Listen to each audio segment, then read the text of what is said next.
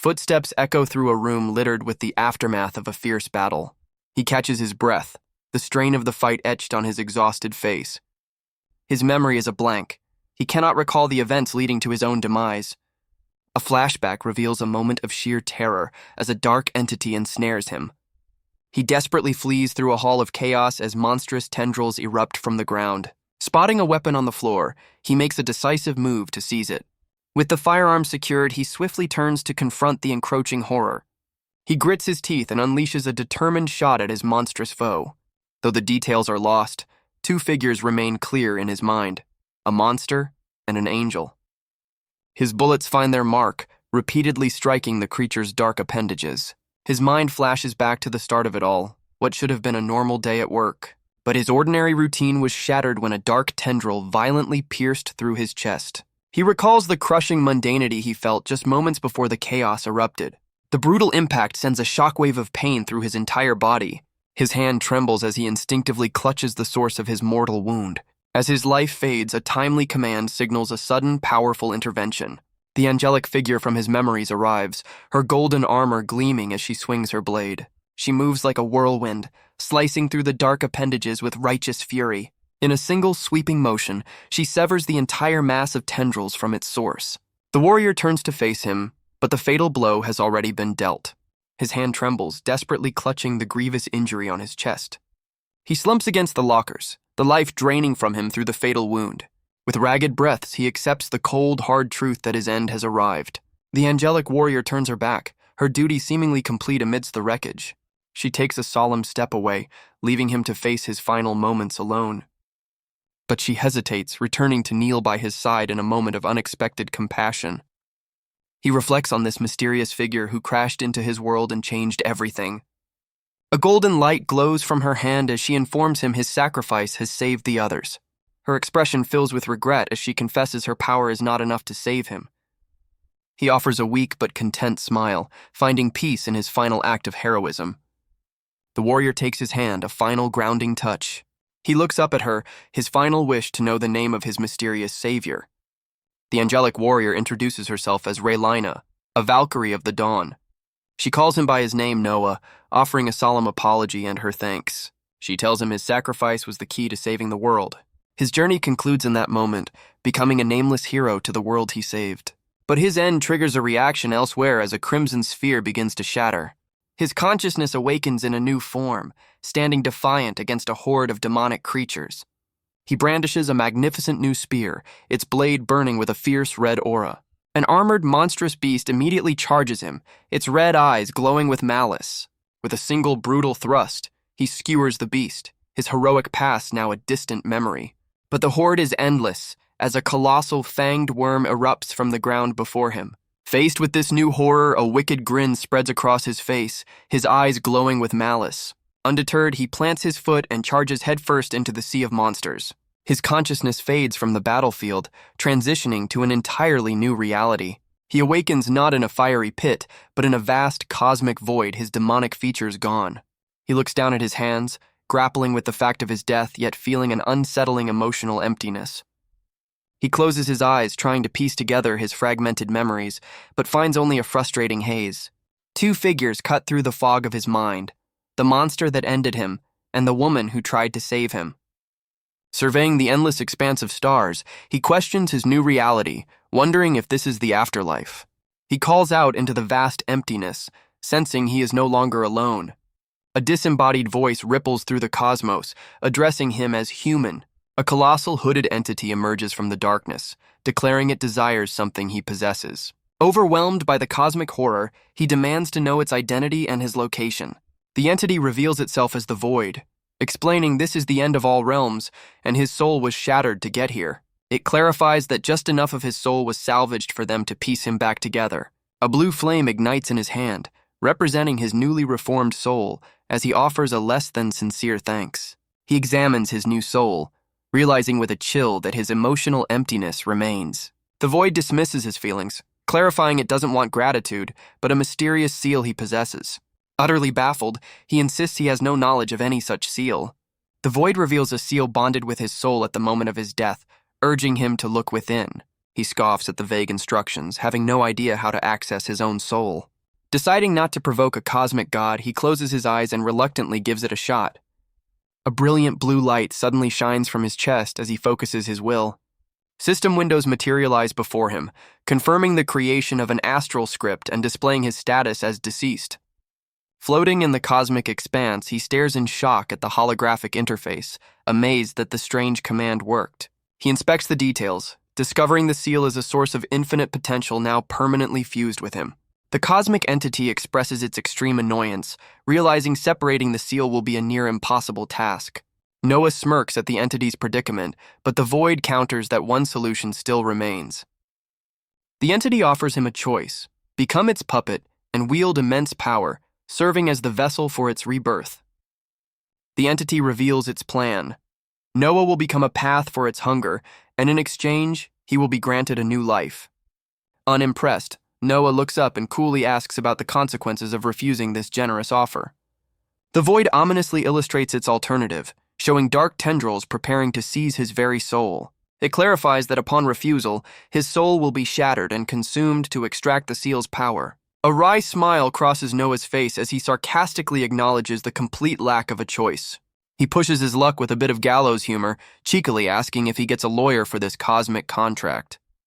The entity dismisses mortal laws, explaining this pact is bound solely by the strength of one's spirit.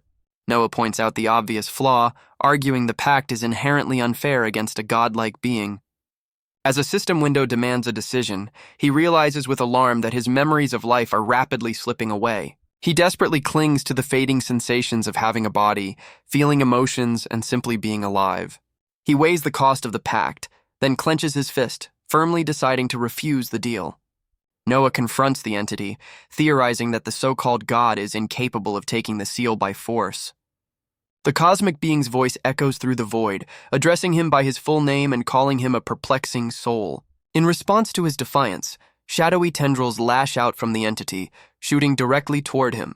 The dark appendages quickly bind him, wrapping around his limbs and pinning his arms to his sides. A tendril violently constricts around his neck, delivering a sharp, constricting blow. The void declares his choice unacceptable, its purple eyes glowing as it conjures a sphere of crackling energy. Completely restrained, Noah struggles as he is lifted through space toward the imposing cosmic horror. The entity offers a new ultimatum, vowing to harvest the seal from his soul upon his inevitable death. A new system window appears, presenting a revised pact to become the Messiah of the Void. With pure defiance, Noah vehemently rejects the entity's control, refusing to bend to its will. The system mocks him with a new pact, offering only two identical yes options to become the Void's Messiah. The entity warns him that his spirit is fracturing under its immense power, and his time is short. It dangles the ultimate temptation before him, the power of a god, to be worshipped by mortals. Still bound, Noah grits his teeth, vowing he will never submit to a monstrous being. The cosmic being shifts its approach, inquiring what terms would finally convince him to cooperate. Released from his bonds, Noah catches his breath as the entity presses him for an answer. He recalls a crucial detail, realizing the pact is governed by the strength of one's spirit. Standing tall, Noah counters with his own deal. Let his spirit control the pact, and he will cease his resistance. The void scoffs at the proposal, questioning why it should agree when it could simply obliterate him on the spot. He coolly calls the entity's bluff, stating it can't destroy him for the same reason it hasn't already. The cosmic being grins, acknowledging that a mortal has bested it and surprisingly agrees to his terms. A system notification confirms the pact is sealed, and a violent transformation immediately begins to overwhelm him. The entity reveals the consequence of their deal. The void itself is now tied to his mortal spirit as he's submerged in its power. A system window confirms his transformation is complete and his rebirth is initiated, leaving the entity eager to see the outcome. He is pulled into the swirling purple depths, his hand reaching out as he disappears from the cosmic realm. A system notification confirms a summoning call was answered, transporting him to a new realm named Arendear. He materializes in the center of a grand summoning circle, surrounded by cultists hailing the arrival of an abyssal being. With a hand planted firmly on the glowing circle, he pushes himself up, his arrival now complete. Clearly disoriented from the transition, he clutches his head and questions his strange new location. One of the cultists recoils in shock, stunned that their summoned being can speak. The other robed figures murmur in awe and fear, wondering if this is a test from an ancient power. A hulking warrior steps forward, dragging an offering toward the grand summoning circle. The offering is revealed to be a bound woman, presented as a tribute to their newly summoned being. The warrior formally offers the woman's life as a sacrifice, leaving Noah completely baffled. His expression shifts from confusion to outrage as he realizes the cultist's grim intentions. Unsheathing a massive blade, the warrior prepares to execute the offering himself. The executioner stands poised over the helpless woman, awaiting the command to complete the sacrifice. His mind races as he desperately tries to make sense of the situation and find a way to intervene. A system window materializes before him, generating a new quest that bluntly tells him to run for his life. He stares in disbelief as a system menu materializes, offering access to his new powers. The system confirms his suspicions, giving him a quest to flee for his life in exchange for a map. Annoyed by the system's advice, he realizes the cultists have completely misunderstood who he is. He brushes himself off, deducing they've mistaken him for some powerful ancient elemental.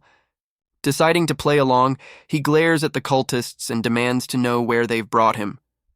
A trembling cultist bows, explaining they are in the realm of Arendear and seek a favor for their offering. He attempts a menacing tone, questioning why they dared disturb him for a simple favor, though his acting is terrible. The cultists panic at his apparent displeasure, hastily explaining he can now enter the material realm freely. Realizing he's completely in the dark, he sits down to figure out his next move.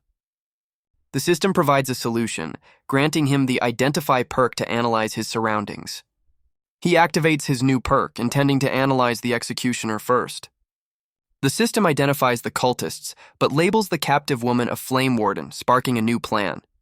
Needing a distraction, a brilliant idea forms as he glances at his system interface. He opens his inventory, discovering a mysterious scroll among his new possessions. He reaches directly into the holographic menu and materializes the scroll in his hand. The cultists watch in awe, mistaking his system interaction for godlike teleportation magic. Unfurling the scroll reveals a welcome letter from the void, outlining the bizarre terms of his new existence. Seizing the opportunity, he holds up the scroll and bellows a decree, playing the part of an abyssal master.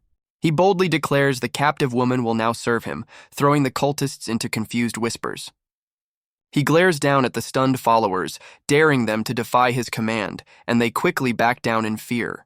The cultists are thrown into a panic, arguing that his command breaks an ancient, bloody tradition. Raising a hand to silence their dissent, he confidently steps out of the summoning circle. He looms over the captive, placing a hand on her shoulder as he prepares his next move. Leaning in close, he secretly gives the woman instructions, telling her to play along with his ruse. He lays out the simple plan, instructing her to rise on her own after he makes a show of lifting her. He dramatically lifts the woman, shouting to the cultists that she is now his vessel and under his command. His bold move is met with an unseen cultist's furious outburst of confusion. His irritation grows as the system identifies the main culprits, the abyssal cult chief and his two executors. Realizing his bluff is being called, he quickly helps the woman to her feet as the cultists cry out in alarm. While one cultist marvels at the elemental taking a servant, the furious chief points out the obvious. Noah is just a human. The enraged cult chief furiously orders his followers to capture the imposter. As a cultist tackles him, the system declares his escape quest a failure and issues a new, deadly command. He's thrown hard against the stone floor, and a key for the captive's restraints clatters nearby. Unleashing a surprising fury, he turns the tables and delivers a brutal beatdown on his attacker. The cultist lies defeated on the ground, his arm trembling from the force of the blows. Noah halts his assault, his attention suddenly drawn to the glowing key on the stone altar.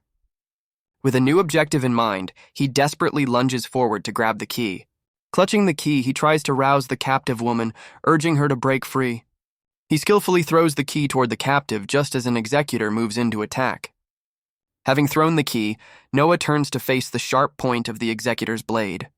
The executor charges forward, his blade aimed directly at Noah's heart. Before the blade can connect, shadowy tendrils erupt from the ground, catching Noah by surprise. The tendrils bind him completely as a sinister shadow grins from beneath his feet. Despite the strange intervention, the executor's sword finds its mark, piercing straight through Noah's chest. He stares in shock as a system window confirms a massive drop in his health. The executor brutally yanks his blade free, sending Noah staggering backward from the impact. Lying wounded on the floor, he watches as the cultist raises his sword for the final blow. Just as the blade descends, a sudden burst of fire erupts from beside him.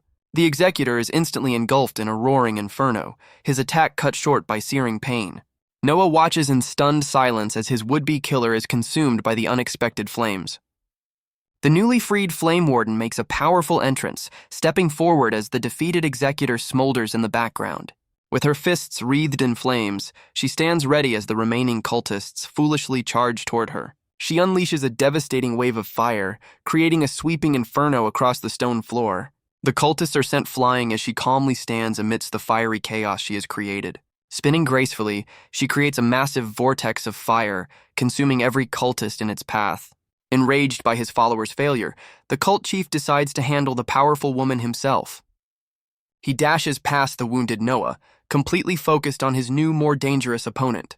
A system notification flashes, warning Noah that his health has plummeted to a critical level. With his last ounce of strength, Noah grabs the chief's leg, determined to stop him. The chief retaliates with another swift strike, as the shadowy entity below grins at the unfolding tragedy.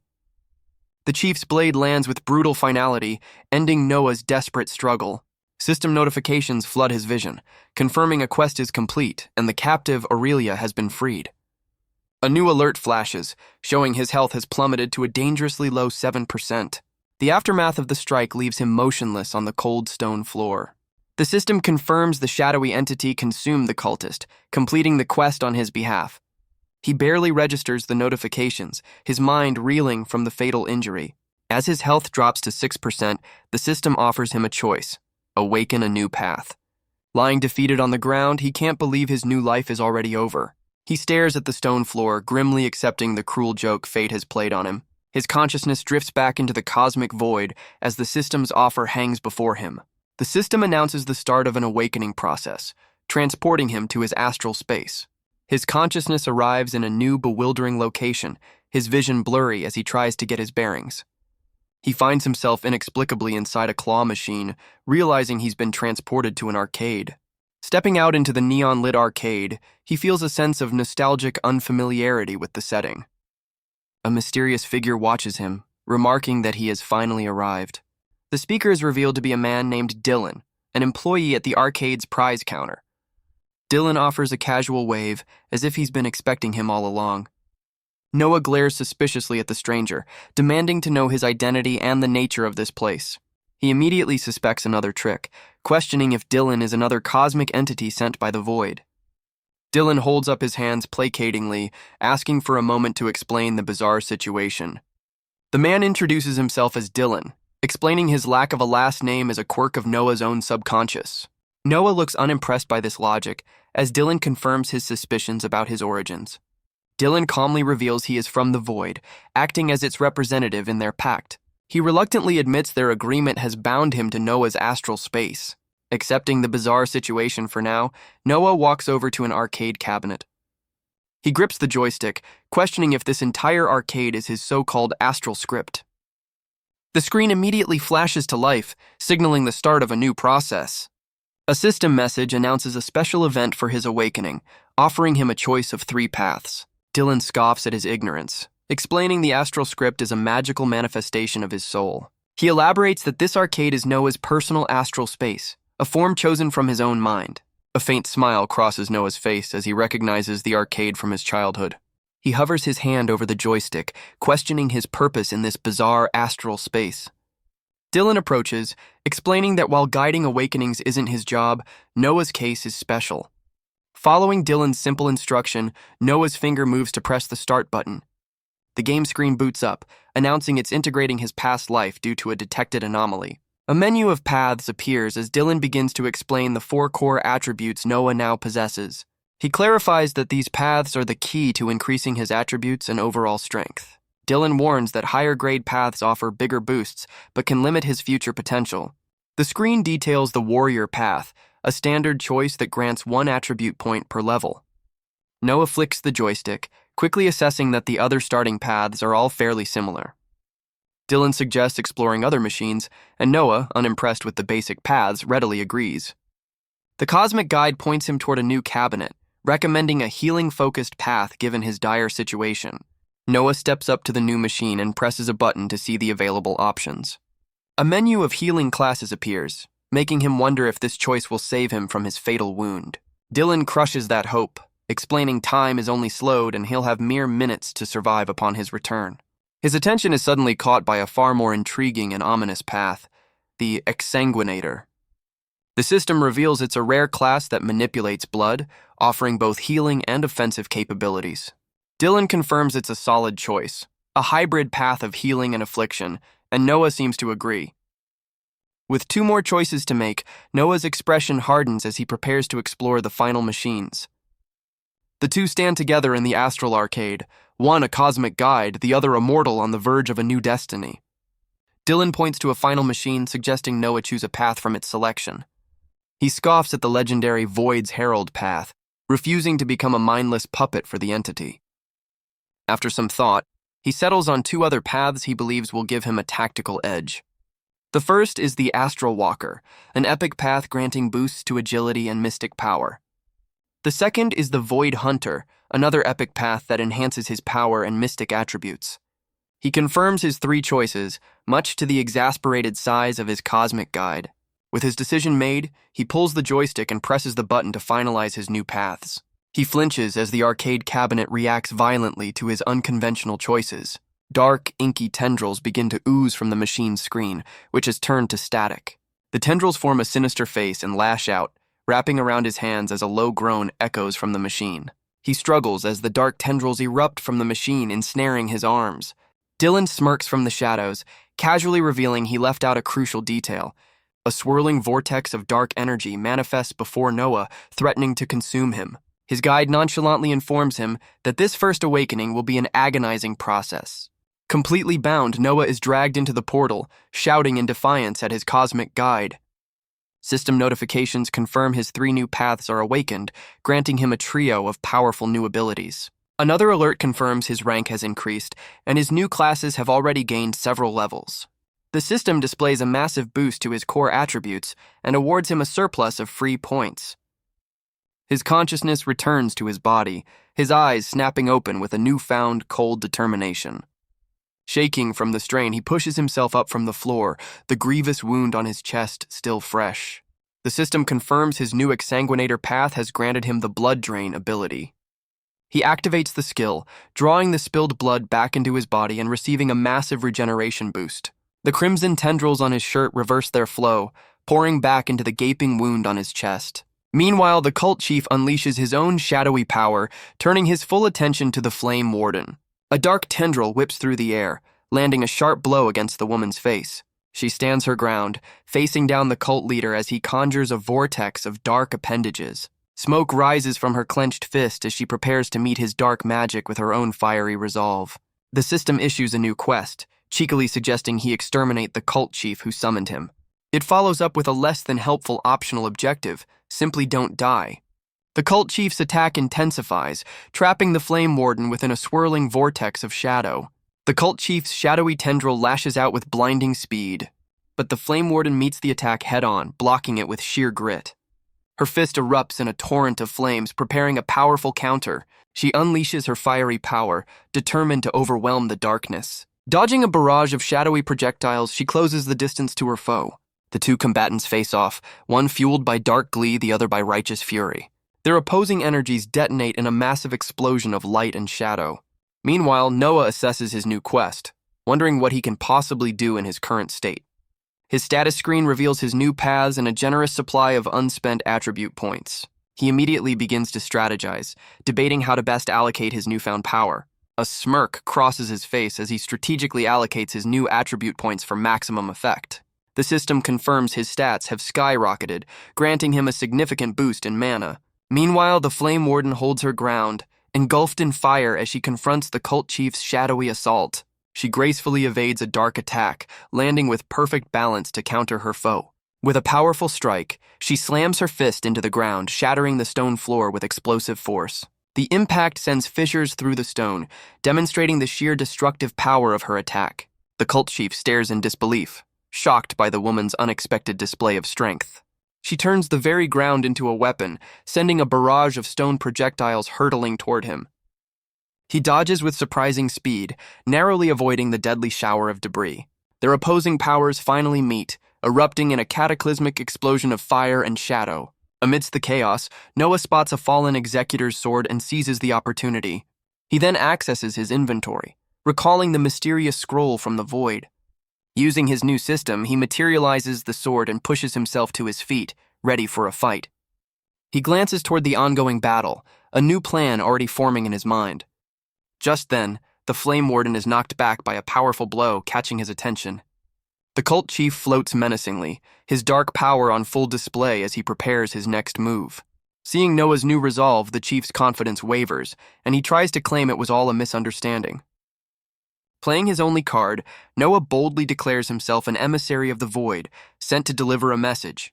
The chief scoffs at the bluff, but Noah presents the void's scroll as undeniable proof of his station. The cult chief stares in utter disbelief, completely thrown by this unexpected turn of events. He addresses the cult chief by name, proclaiming the scroll is the void's answer to his devotion. The chief remains unconvinced, his expression hardening with suspicion at Noah's bold claim. Noah doubles down on his bluff, presenting the scroll as a message from the void's own incarnation. Enraged by the perceived deception, the chief unleashes his dark power, accusing Noah of daring to lie. A shadowy appendage lashes out to seize the scroll, but Noah's quick thinking saves him. His new Astral Walker path grants him a timely ability, allowing him to teleport in a flash of light. He activates the skill, blinking out of existence just as the chief's attack misses its mark. Reappearing a safe distance away, he calmly dismisses the system window with a wave of his hand. With his bluff exposed, he switches tactics, pulling the Executor's sword directly from his inventory. The blade materializes in his hand, its sharp point gleaming as he prepares for the inevitable fight. He leaps into the air, sword raised high as he prepares to strike the cult chief. With a powerful downward slash, he brings the blade crashing down on his unsuspecting foe. The sword finds its mark, sinking deep into the cult chief's shoulder. Noah slides gracefully across the stone floor, repositioning for his next move. The wounded chief clutches his injury, his face contorted in pain and disbelief. Seeing his opening, Noah shouts a command to the Flame Warden, signaling their joint attack. Aurelia responds instantly, stomping the ground and shattering the stone with fiery force. She seizes the impaled cult chief, holding him fast as their powers clash. With a decisive blow, she drives the sword deeper, ending the chief's resistance. She then hurls the defeated cultist across the room with a final explosive burst of power. The cult chief cries out in agony as the combined assault overwhelms him. Not wasting a moment, Aurelia leaps high into the air to deliver the finishing blow. She unleashes a furious barrage of fiery punches, pummeling her defenseless enemy. Each strike lands with devastating force, leaving the cultist stunned and broken. Channeling her power into one final move, she delivers a powerful, flaming kick. The impact sends the chief flying as a system window confirms his defeat for Noah. Noah is stunned, as notifications confirm his new paths have already gained multiple levels. As Aurelia lands, the system announces a massive boost to his stats and awards him more free points. He receives a rare reward for completing the quest, as a mysterious progress bar inches forward. With the battle finally won, Noah throws his arms up in sheer, unadulterated relief. Lying on the floor, Noah cheekily informs the Flame Warden that she owes him an explanation. The woman turns the tables, demanding to know his identity and the reason for his strange arrival. Her suspicion grows as she ignites her fist, revealing she can't trust him after being betrayed once before. She interrogates him further, questioning if he is even a human native to her world. Noah hesitates, visibly struggling with how to answer her pointed questions without revealing too much. Her gaze hardens as she waits, sensing his hesitation and wondering if he's hiding a dangerous secret. After a moment of deliberation, he simply denies being from her world, leaving her more confused. Frustrated, she lists off potential enemy factions trying to place his allegiance. He pushes himself up, completely clueless about the local politics she's referencing. Standing before her, he insists on his ignorance, but her fiery glare shows her distrust remains. She lowers her guard, apologizing for her earlier hostility and offering a backhanded thanks for his help.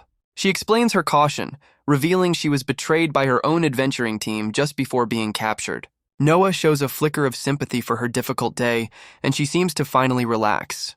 He tries to explain his hesitation by referencing his system's quest to survive, leaving her utterly baffled. His gaming terminology completely flies over her head as she stares at him in total confusion. Deciding to change tactics, he introduces himself as Noah and casually drops the bombshell that he was reborn into her world. Her eyes widen in disbelief, knowing that resurrection is only possible through divine power. He throws his hands up in surrender, admitting that he is just as lost as she is. Finally convinced, she accepts his story, acknowledging that while rare, outerworlders like him do exist. She unexpectedly sits down on the floor across from him, ready to talk, leaving Noah looking puzzled. Noah questions her decision to meditate, pointing out they should be escaping the dangerous ruins. Her calm demeanor only confirms her suspicion that he is truly a stranger to this world. She explains that meditation is the standard method for replenishing one's depleted mana. Aurelian then points out his own low mana aura, leaving him baffled by the concept of awakened beings. The idea of auras and awakened individuals is completely foreign, leaving him utterly lost. He tries to relate it to simple magic tricks, but she teases him for choosing the dark exsanguinator path. Her comment makes him nervous, and he quickly asks if his chosen class is considered taboo. She reassures him it's acceptable, then reminds him to focus on replenishing his energy. As he attempts to meditate, a new system window suddenly materializes above his head. The system confirms he has learned the meditation skill, inspiring him to explore his other newfound abilities. He decides to use the downtime to explore his new system interface. The system displays his 3 new abilities, one for each of his chosen paths. Already familiar with healing and teleportation, he focuses on the mysterious 3rd ability. The system describes Obliterate as a powerful annihilation skill, sparking his curiosity. He tests the skill, only to find it rapidly drains his own life force to use. A sinister grin spreads across his face, realizing his healing path perfectly complements this dangerous power. Just then, Aurelia's mana is fully restored and she stands up, ready to leave the ruins. The two walk past the remains of the cult chief, leaving the chamber behind. Suddenly, Aurelia stops and leans down, having discovered something among the debris. She holds up an ornate golden artifact, identifying it as a magical storage device. Aurelia explains they can access the artifact's contents once they reach a city, piquing Noah's interest. He wonders if his own system's inventory could be transferred to a physical object for convenience. She reveals a major drawback. These devices are blood-bound and impossible to open, even after the owner's demise. With no other option, she begins searching the chief's remains for a key to unlock the artifact. Noah asks to inspect the device, and she casually tosses it over to him. As he examines the artifact, his eyes glow with a familiar blue light, his system kicking in. A system window confirms it has detected the device, offering to transfer its contents directly to his inventory. Without a moment's hesitation, he presses the Yes button, bypassing the blood-bound lock. A flood of notifications confirms he's looted everything, including mana stones, potions, and a rare ring. Meanwhile, Aurelia continues her search, now looking for a cellar key among the chief's belongings. He casually presents the key, leaving Aurelia stunned and demanding to know where he found it. He coolly explains he looted it from the chief's storage device, listing off the impressive haul. She marvels at his impossible ability as he nonchalantly hands over the key she was searching for. Deciding he needs a new outfit, he materializes a dark robe directly from his system's inventory. After equipping the new robe, his attention turns to the last, more ominous item he acquired. The system identifies the unsettling artifact as the Ring of Abyssal Eye. As Aurelia deals with the chief's remains, she recognizes the item and explains its power-boosting properties. Despite his unease, he equips the creepy ring, immediately receiving a notification that his skills have leveled up. A system window details the ring's impressive stats, including boosts to mana, perception, and identification. Meanwhile, Aurelia gives the defeated cult chief's body a final, unceremonious kick out of their path. With his new ring's power, Noah's eyes glow as he uses his Identify skill on Aurelia. The system reveals she's a level 68 Flame Warden, a power level that rivals the defeated cult chief. He turns his attention back to his system, ready to make use of his newly acquired loot. A wicked grin spreads across his face as he realizes the potential of his new gear. He materializes a sharp, glowing dagger from his inventory, testing its weight in his hand. Thrilled with his free weapon, he gives the new blade a few practice swings. Meanwhile, Aurelia calmly steps over the remains of their former foe, her expression unreadable. A small flame ignites in her palm as she turns to face Noah with a serious question. She astutely guesses this was his first time taking a life, and he seems surprised she noticed. Her weary expression reveals a long history of combat, explaining she can recognize a novice when she sees one. Noah questions her motivations, and she lists wealth and respect as reasons for her life as an adventurer. Gazing into the flames, she reveals her true purpose is to help people and fight the evil in the world. She then turns the tables, asking if he feels any regret over what he had to do. He answers without hesitation, stating he has no regrets since it was a matter of his own survival. Aurelia smiles, agreeing that their actions prevented the cult from harming more innocents. His attention shifts back to his system, where he pulls a book icon directly from the holographic menu. Holding the newly materialized tome, he asks if she thinks he has what it takes to be an adventurer. She praises his quick thinking and calm demeanor, impressed by how he handled the chaotic situation. He accepts the compliment with a genuine smile, clutching the book he just acquired. He then asks how to use the tomes, and she explains it requires a special kind of ritual magic. Aurelia explains that using the tome requires a complex ritual, which she offers to perform for him. Ignoring her, he places a hand on the book, causing it to erupt in a brilliant blue light that startles her. He confidently believes his system will allow him to bypass the need for any traditional magic. The book floats into the air and activates on its own, leaving Aurelia completely bewildered by the impossible sight. A system window materializes from the tome, asking if he wants to unlock a new sight-based ability. Without a hint of hesitation, his finger moves forward to confirm his decision. The system then prompts him to choose which of his 3 paths will receive the new skill. He selects his Void Hunter path, and the system immediately confirms the tome has been consumed. A glowing sigil appears before his eye as the system announces he has unlocked the Void Hunter's Eye ability. His Ring of Abyssal Eye flares with power, instantly boosting his new skill to level 3. A brilliant light erupts as the new skill activates, branding his forehead with a mystical eye. His vision sharpens, and the world around him comes into focus with incredible clarity. He revels in his newfound perception, feeling like he's experiencing this new world in high definition. Turning to Aurelia, he's eager to test his new sight on the powerful warrior beside him. He marvels at her fiery energy, but she corrects him, explaining he's seeing her personal aura, not just mana. Looking at his own hands, he realizes he can now perceive his own swirling, dark aura. His modern slang leaves Aurelia confused, forcing him to clarify his excitement over the new power. Wasting no time, he moves on to the second tome, prompting his system to ask if he wants to learn another skill. The book dissolves into crimson light, granting his exsanguinator path a new and sinister bleed ability. He explains the skill's power to Aurelia, who confirms that such an ability is exceptionally rare. Aurelia instructs him to consume a low-grade mana stone before they depart. He curiously asks about the effects of a stronger stone, and she warns him of mana poisoning. She clarifies that a slightly stronger stone offers a minor boost, but results in a painful sickness.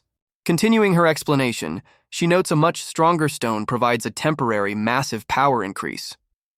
The downside, she warns, is a painful and potentially lethal paralysis that follows the power surge. She grimly concludes that anything more potent would cause him to meet a swift and explosive end. And if he's unlucky, the immense power would result in a slow, agonizing demise from within. Unfazed by the dire warnings, Noah smirks and holds the mana stone, ready to proceed. As they walk, Aurelia begins tidying the area, certain there's a hidden storage chamber nearby. She reveals she's also searching for items belonging to someone she was sent to find, making Noah wonder if others are alive. Aurelia clenches her fist, revealing she was the last survivor from a small underground dungeon. She warns him to stay alert for traps or lingering cultists as they search for her companion's items. The two cautiously make their way down a long stone corridor. As they navigate the ancient ruins, Noah keeps a watchful eye on their surroundings. Peeking around a corner, she asks him to hand over the storage device they found. He returns the golden artifact, and she accepts it with a nod. A burst of fire erupts from her hand as she prepares to use the device. Raising the artifact high, she channels her power, causing it to emit a brilliant golden light. The light reveals a massive wall covered in glowing runes, leaving Noah to ponder the cult's twisted faith. He grimly concludes that no matter the world, human nature remains depressingly familiar. Aurelia reflects on the many paths that lead people to ruin, from the allure of power to misguided faith. She clarifies that the cultists they faced were all willing adults who had chosen their dark path. As they venture deeper, Aurelia kneels to inspect the floor of the ancient corridor. She identifies a shimmering illusion, warning Noah they must leap over it to avoid a hidden trap. Noah clarifies his concern isn't for the cultists, but for any innocent victims who were forced into this life.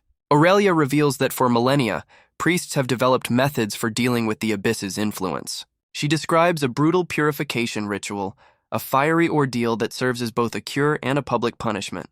The ritual is so harrowing that the few who manage to survive are left permanently scarred by the experience. Horrified by this cruelty, Noah trembles as he considers the fate of a child forced to endure such a trial. Aurelia grimly explains that in those cases, a swift end is considered a mercy as they approach a spiked gate.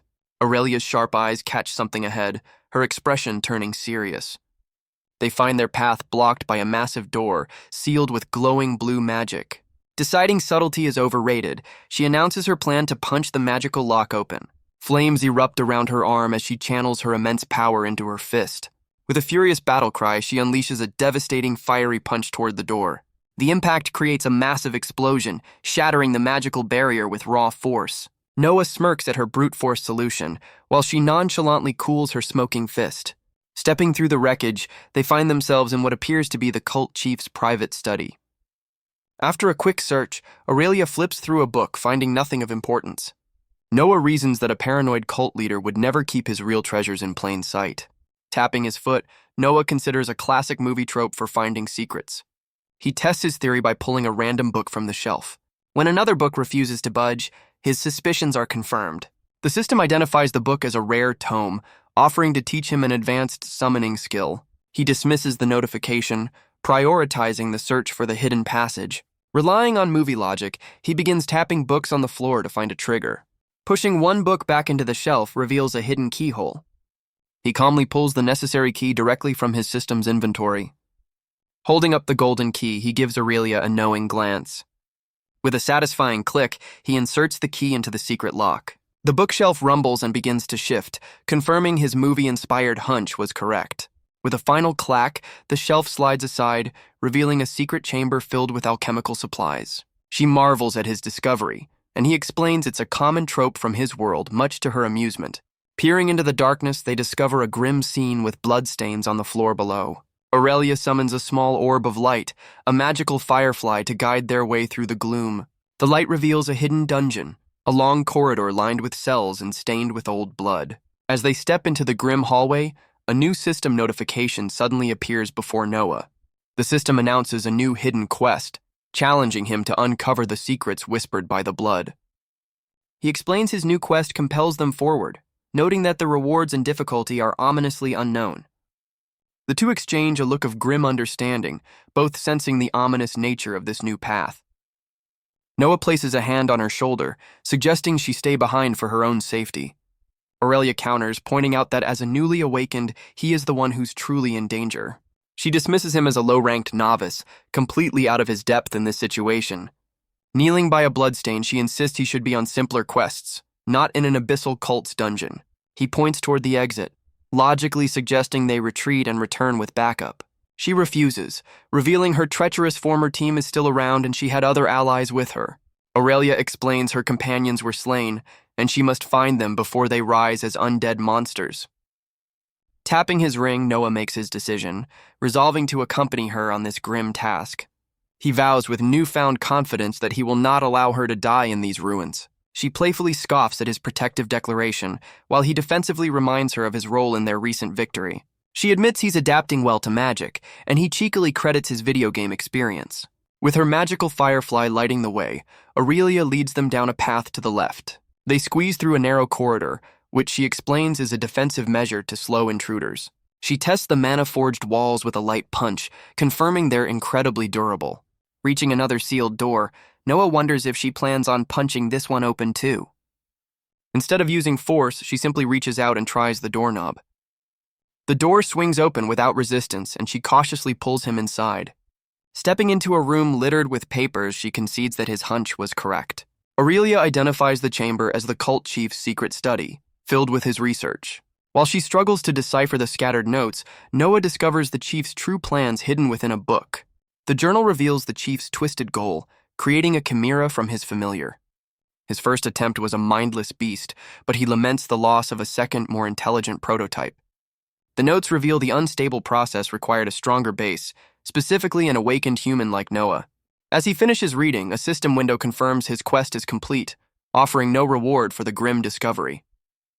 Suddenly, a volley of crimson daggers materializes, aimed directly at him. Wasting no time, Arendear grabs him and makes a desperate dash for the exit. They stop in their tracks, discovering the body of one of Aurelia's fallen companions. With his last breath, the man mutters a cryptic warning about his master's sorrow. A loud thud from a nearby cage draws their attention to a new looming threat.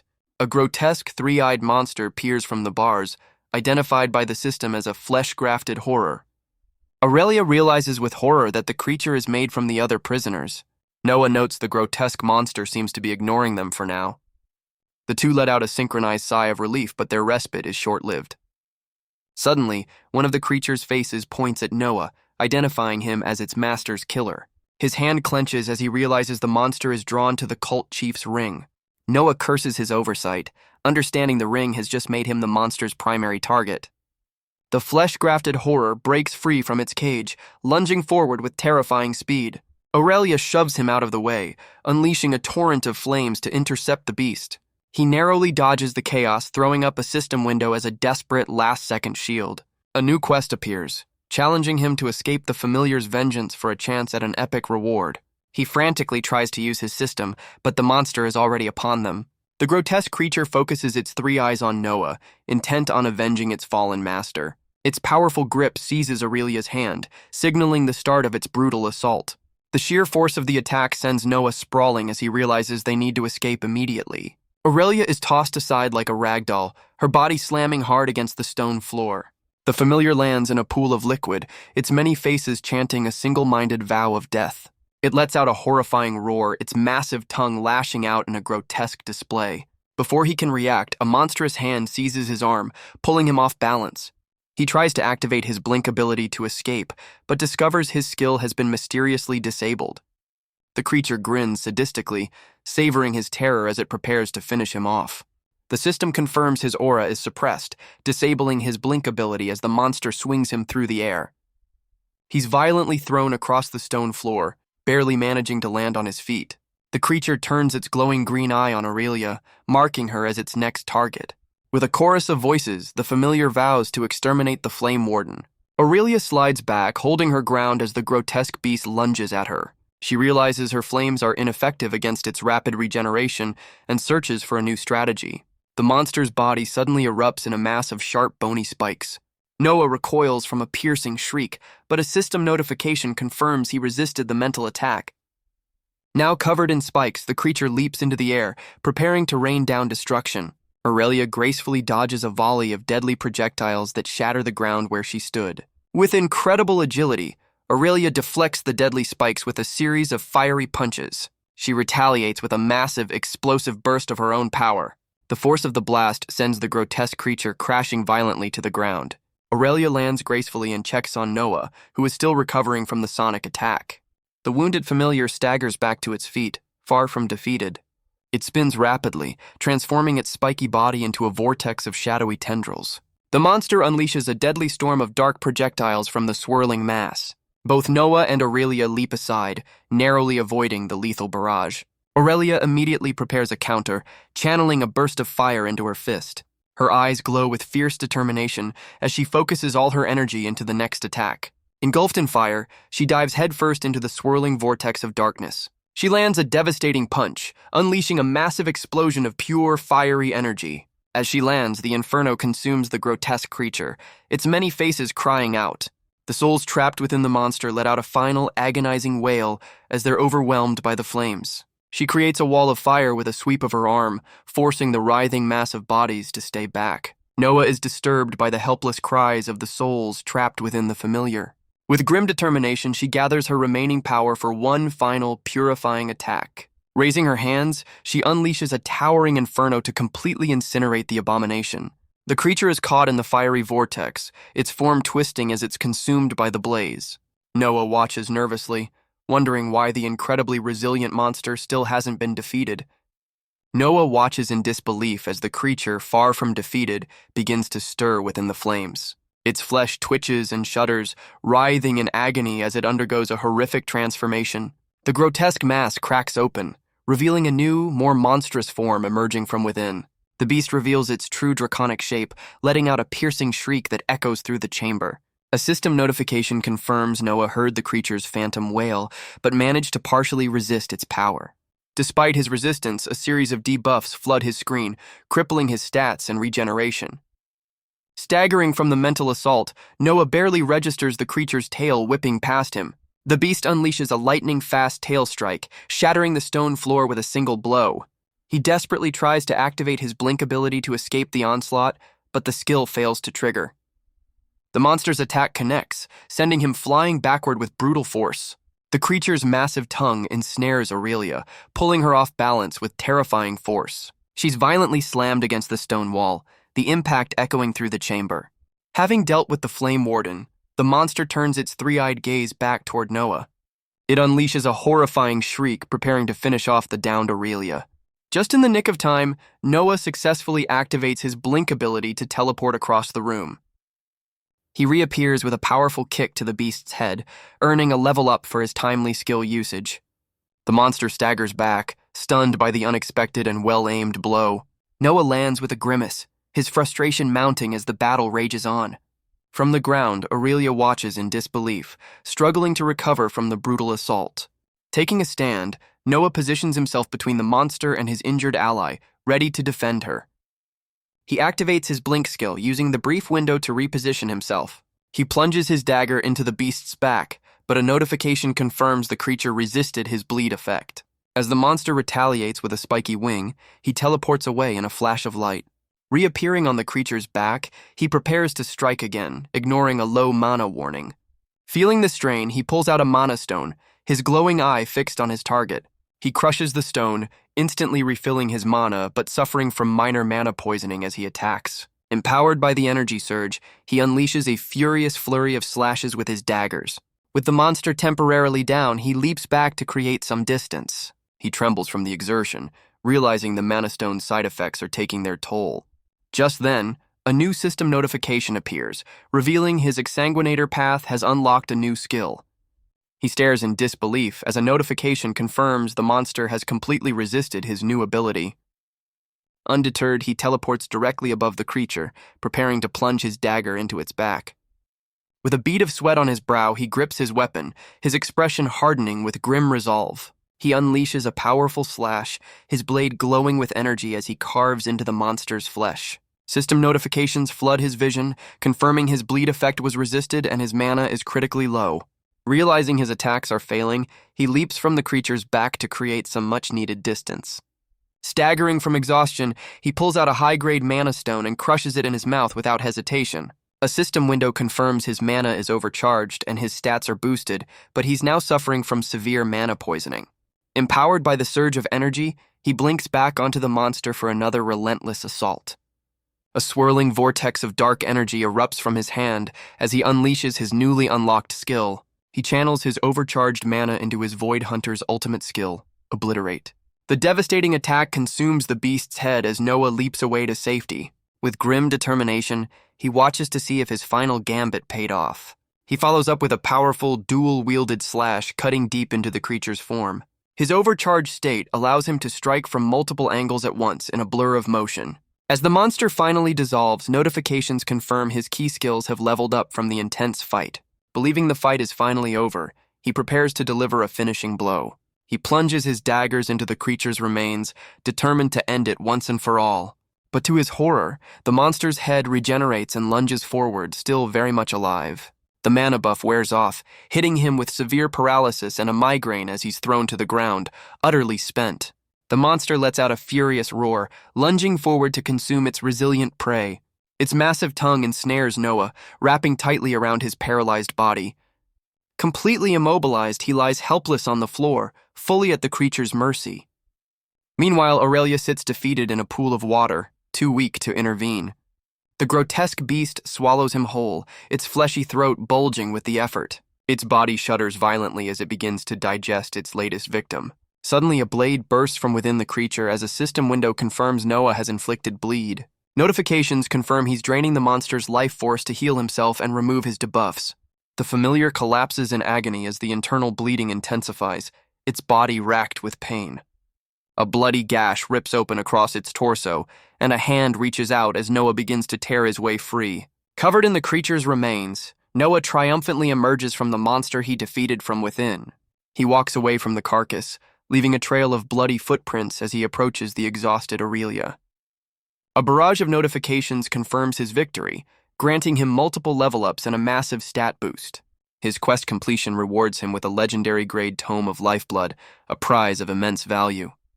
As he collapses, a new notification reveals an unknown entity has absorbed the monster, initiating a mysterious unlocking sequence. He stares at the strange progress bar, which has far exceeded its initial requirement. The system simply displays an unlocking message, leaving the nature of this new power a mystery.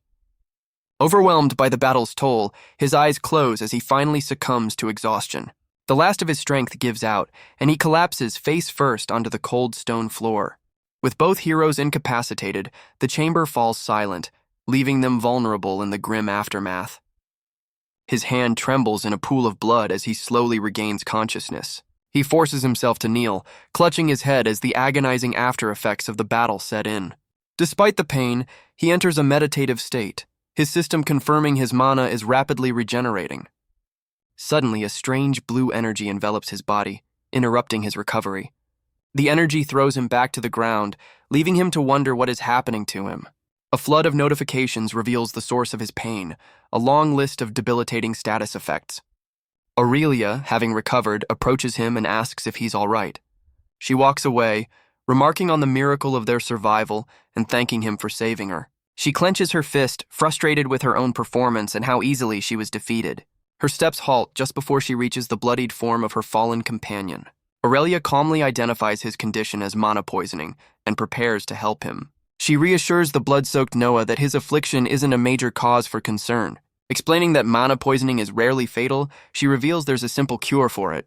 She instructs him to sit and completely purge his body of all remaining mana. He meets her confident gaze with grim determination, ready to follow her lead. A dark aura erupts around him as he forces the corrupted energy out from his core. His system immediately confirms he has begun the process of draining his mana. A diagnostic window displays his heart beating erratically as he pushes through the pain. A new notification flashes, warning him that his mana reserves are now critically low. He pants heavily, visibly drained as he nears the end of the exhausting purification process. With a final, agonizing push, he slams his hands on the floor, expelling the last of the corrupted energy.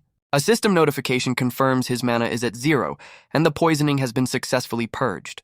He collapses backward, utterly exhausted, as Aurelia advises him to rest and let his power recover. She warns him it could take days, but he ignores her, already asking his system for a potion. Aurelia provides a flask of water, which he gratefully accepts and chugs down. Wasting no time, he pulls out the legendary tome he earned, determined to get even stronger. He holds the book, which begins to glow with immense power as he prepares to absorb it. The system prompts him to use the legendary Tome of Lifeblood, offering to unlock a new ability. He accepts, and a brilliant golden light erupts from the tome, engulfing him in its power. A final notification confirms his Exsanguinator path has successfully unlocked the new Lifeblood ability. A system window details his new Lifeblood skill, which doubles his health regeneration and grants poison immunity. Aurelia asks about the new power, and he explains it allows him to store health for a healing burst. She crosses her arms in frustration, complaining that he gets all the ridiculously overpowered abilities. He coolly retorts that her world's magic is just as unfair, a point she begrudgingly accepts. His attention shifts back to his system, a thoughtful expression on his face as he plans his next move. A new notification reveals the mysterious entity has unlocked, asking if he wishes to consume it. He swipes the newly available item from the holographic menu, ready to claim his prize. The system identifies the mysterious reward as a shard of infinite potential. He holds up his ring, believing the shard will enhance his identify skill and reveal hidden information. A final notification explains the shard can be consumed to gain a new aspect and unlock a mysterious seal. He asks Aurelia about the incomplete description, and she explains it's likely due to a seal or a weak skill. Ignoring the potential risks, he decisively confirms his choice to consume the mysterious shard. A system notification confirms he has absorbed the unknown item, its true nature still a mystery. A barrage of system alerts floods his vision, questioning the sudden modification of his genetic code. He collapses to his knees, overwhelmed by the system's chaotic process, as Aurelia looks on in concern. A new quest suddenly appears, challenging him to find more of these mysterious shards scattered across the world. He cries out in agony as sharp spikes begin to painfully protrude from his back. A notification reveals his transformation failed, but a mysterious devourer has initiated a purification process. He questions the strange purification as a vortex of dark energy erupts from his body, pulling him inward. The powerful vortex violently drags him into its swirling depths as Aurelia watches, helpless. He violently expels a dark, corrupted substance from his body in a fit of agony. Overwhelmed by the dizzying purification, he collapses onto the stone floor. A system notification chimes in, announcing the harrowing process is finally complete. The window confirms he's been purified, his abilities enhanced, and all his stats permanently increased. Still covered in grime, he slowly processes the sudden and powerful upgrade he just received. His body finally gives out from the ordeal, slumping to the ground as Aurelia watches. She's stunned by the sheer amount of corruption he expelled, wondering about the nature of his world. Sometime later, he washes away the blood and filth of the battle under a much-needed shower. He reflects on his bizarre new life, a stark contrast to his mundane job just yesterday. The system even chimes in to confirm the shower has cleansed him and removed his exhaustion. Stepping out of the steam, he dries himself off, his new physique a testament to his recent trials. Now dressed and rested, he pulls up his attribute screen, ready to invest the 30 points he's earned. Swiping to a new screen, his eyes widen in disbelief at the unexpected ability he's just unlocked. The system reveals his new Devourer aspect, a unique growth-type ability that rewards him for fighting powerful enemies.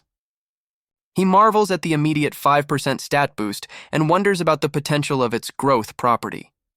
A quick check confirms the growth attribute can be strengthened through his own actions or magical means. Wasting no time, he allocates his points and a surge of power flows through him as his stats skyrocket. A series of notifications confirm massive increases to his agility, constitution, and mystic attributes. Just then, Aurelia peeks into the room, surprised to find him already awake and recovered. Caught off guard, he nervously offers her the shower, a bead of sweat running down his face. Aurelia casually informs him that she's already bathed, leaving him completely baffled. She explains with a smirk that she took the opportunity while he was unconscious, and she was securing the area. He calculates he must have been out for a couple of hours, a fact that clearly surprises him. Growing impatient, she asks if he's finally ready to leave the grim confines of the dungeon. Without waiting for an answer, she leaps into action, urging him to follow her to their next destination. He questions her again about her cleanliness, but she simply reiterates that she's already taken care of it. He remains skeptical, finding it hard to believe she could have cleaned up so quickly after their intense battle. She demonstrates her power by instantly drying his clothes with her fire magic, a convenience he can't deny. As they walk, she mentions another perk of her powers is immunity to the cold, while he fondly recalls winter from his world. Nearing an exit, he introduces the concept of ice cream, a delicacy from his world he thinks she might enjoy. He continues to praise his world's food, but Aurelia is just confused by his strange mannerisms. They finally step out of the dark ruins and into a vibrant, sunlit forest. Noah is stunned by the sight and sounds of the outside world after being trapped underground. While Aurelia is simply relieved to be free, Noah stares at the sky in utter disbelief. He's shocked to discover this world has 2 suns, a fact Aurelia finds completely normal. Noah questions how they tell time, but she explains the simple logic of their day and night cycle. She clarifies their world's celestial mechanics, detailing the orbits of the 2 suns and their unique dawns and dusks. He quietly contemplates the alien concept of a world with 2 suns and a first dawn. A system notification suddenly appears, confirming his escape quest is complete and he's unlocked a map function. His eyes widen as the new system feature activates, processing the sudden influx of information. Noah asks if she found her companion's items, but she reveals a simple child's protective charm. She grimly adds she found it in one of the prison cells, leaving Noah to ponder its dark implications. A new quest pops up, directing him to return the charm to Lefar village for a small reward. Before he can process this, Aurelia suddenly dashes ahead, startling him. She stops to announce they'll make camp for the night, offering to teach him the basics of adventuring. He bows respectfully, calling her senpai, leaving her to wonder if he's mocking her. As the sun set, he reassures her that he is being completely sincere. The next morning, Noah is shocked by an unexpected sight and asks Aurelia for an explanation. She casually introduces him to the two massive armored beasts she's tamed to serve as their mounts. He eyes the giant creatures warily, concerned they might see him and Aurelia as their next meal. She confidently leaps onto the back of one of the beasts, dismissing his concerns. She explains the creatures are called armadilles, tame herbivores that can be easily bribed with food. He listens to her explanation, still looking a bit skeptical but accepting the new information. With Aurelia already mounted, Noah cautiously approaches the second armadillo waiting for him. He tentatively pats the creature's armored side as it peacefully munches on some nearby grass. Finding it docile enough, he attempts to heave himself onto the creature's broad armored back. His attempt fails spectacularly as he loses his grip and tumbles ungracefully to the ground. Instead of helping, Aurelia simply kicks her mount's side, urging it to move forward. She laughs at his clumsy display and rides off, leaving him scrambling on the ground and calling after her. Deciding he's had enough of walking, Noah activates his blink skill for a much faster solution. In a flash of light, he reappears triumphantly on the back of the second armadillo. The beast suddenly lurches forward, and he struggles to keep his balance on the moving creature. He frantically kicks the armadillo's side, trying to urge it to follow Aurelia.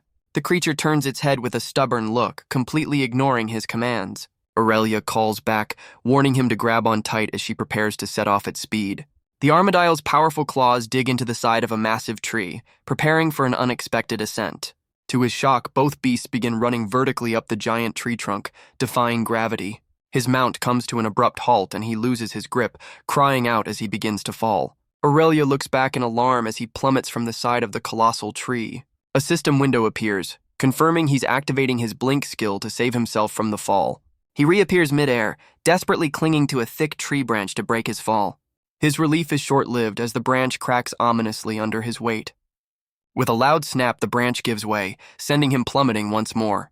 He lands ungracefully on a lower branch, hanging upside down as Aurelia erupts in laughter. To add insult to injury, the curious armadillo gives his face a slimy lick. Aurelia can't contain her amusement, thoroughly enjoying his clumsy display from her perch. He shoots her an annoyed glare, silently communicating his displeasure with the situation. Now both riding at speed, she playfully asks if he's finally enjoying himself. His mood has completely shifted, and he grins with pure exhilaration, comparing the ride to flying on a dragon. His comment catches her off guard, and she questions the existence of dragons in his non-magical world. He clarifies that dragons in his world are purely fictional, existing only in stories and myths. He then compares them to his world's dinosaurs, giant creatures that lived millions of years in the past. Noah adds that these ancient beasts were wiped out by a cataclysm long before humans ever appeared. Aurelia remarks that it's a good thing, as real elder dragons can destroy cities, though many now believe them to be myths. She then reveals a conspiracy theory. The myths are a cover-up for battles between elite groups of the awakened. Noah finds her conspiracy theory about hidden battles and dragon myths quite intriguing. When she asks for his opinion, he admits that after everything he's seen, he's open to the possibility of their existence. He reasons that in a world with so many impossible creatures, dragons don't seem so far-fetched. Aurelia agrees with his logic, mentioning she's also encountered something that defied all explanation. Her comment leaves him puzzled, as he tries to recall when she could have faced such a powerful entity without him knowing. Aurelia announces the forest canopy is ending, forcing them to descend to the ground. She estimates their journey to Lefar village will take another 4 hours on foot. To pass the time, she offers to give him a proper introduction to the world of Arendear. As they emerge from the forest, they're spotted by villagers who excitedly point them out. Both Noah and Aurelia are taken aback by the unexpected reception from the locals. They ride toward a large crowd of villagers who have gathered to greet them enthusiastically. The crowd erupts in cheers, their faces filled with excitement and relief at their arrival. Noah wonders if this hero's welcome is a common occurrence for a renowned adventurer like her. She clarifies that such grand receptions are only common in smaller, more isolated villages. Riding through the cheering crowd, Noah decides he could definitely get used to this kind of attention. He soaks in the adoration of the crowd, a smug smile on his face. They dismount in a quiet courtyard where a young stable hand approaches to take their mounts. Noah gives his mount a friendly pat, thanking the creature for the wild ride. Aurelia hands the stable hand a pouch, instructing him to feed the beasts and add mana cores to their meal. The young man's eyes widen as he examines the valuable mana cores she gave him. Noah questions her generosity, but she explains that a good tip ensures better service, a universal truth he accepts. She then warns him to be careful what he reveals, as nothing about him is common sense in this world. While she might understand, she explains that to the people of this isolated village, he's a complete anomaly. She wryly concludes that a talking plant would probably cause less of a stir than he would. Entering a local establishment, they are formally greeted by a man who appears to be the proprietor. The innkeeper warmly inquires about the length of their stay. Aurelia pays with 2 mana crystals, requesting a room for 1 night with 2 beds. The innkeeper slides a golden key across the counter, directing them to their room. She hands Noah the key, explaining she has business to attend to and asking if he'll rest. He declines, preferring to soak in the atmosphere of a place where he isn't being hunted. His morbid comment earns him awkward stares from both Aurelia and the innkeeper. Annoyed, she warns him to watch his words before patting his shoulder and heading out. Noah cheekily remarks to the innkeeper about her fiery personality, which he finds endearing. The innkeeper offers him a drink, deducing he's either a fool or an adventurer for braving the lost woods.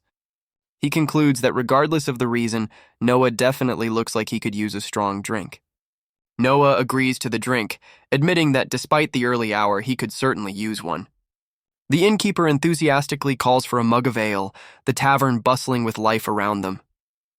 The proprietor asks for his name, and Noah introduces himself, confirming he's new to the area. As a full mug is placed before him, Noah decides to make a surprising confession. He startles the man by revealing he only awakened yesterday, taking a long gulp from his mug.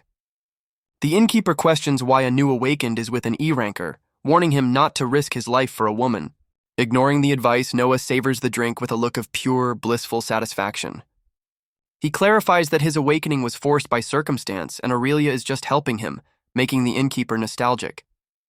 The innkeeper introduces himself as Lorien, and the 2 men shake hands across the table.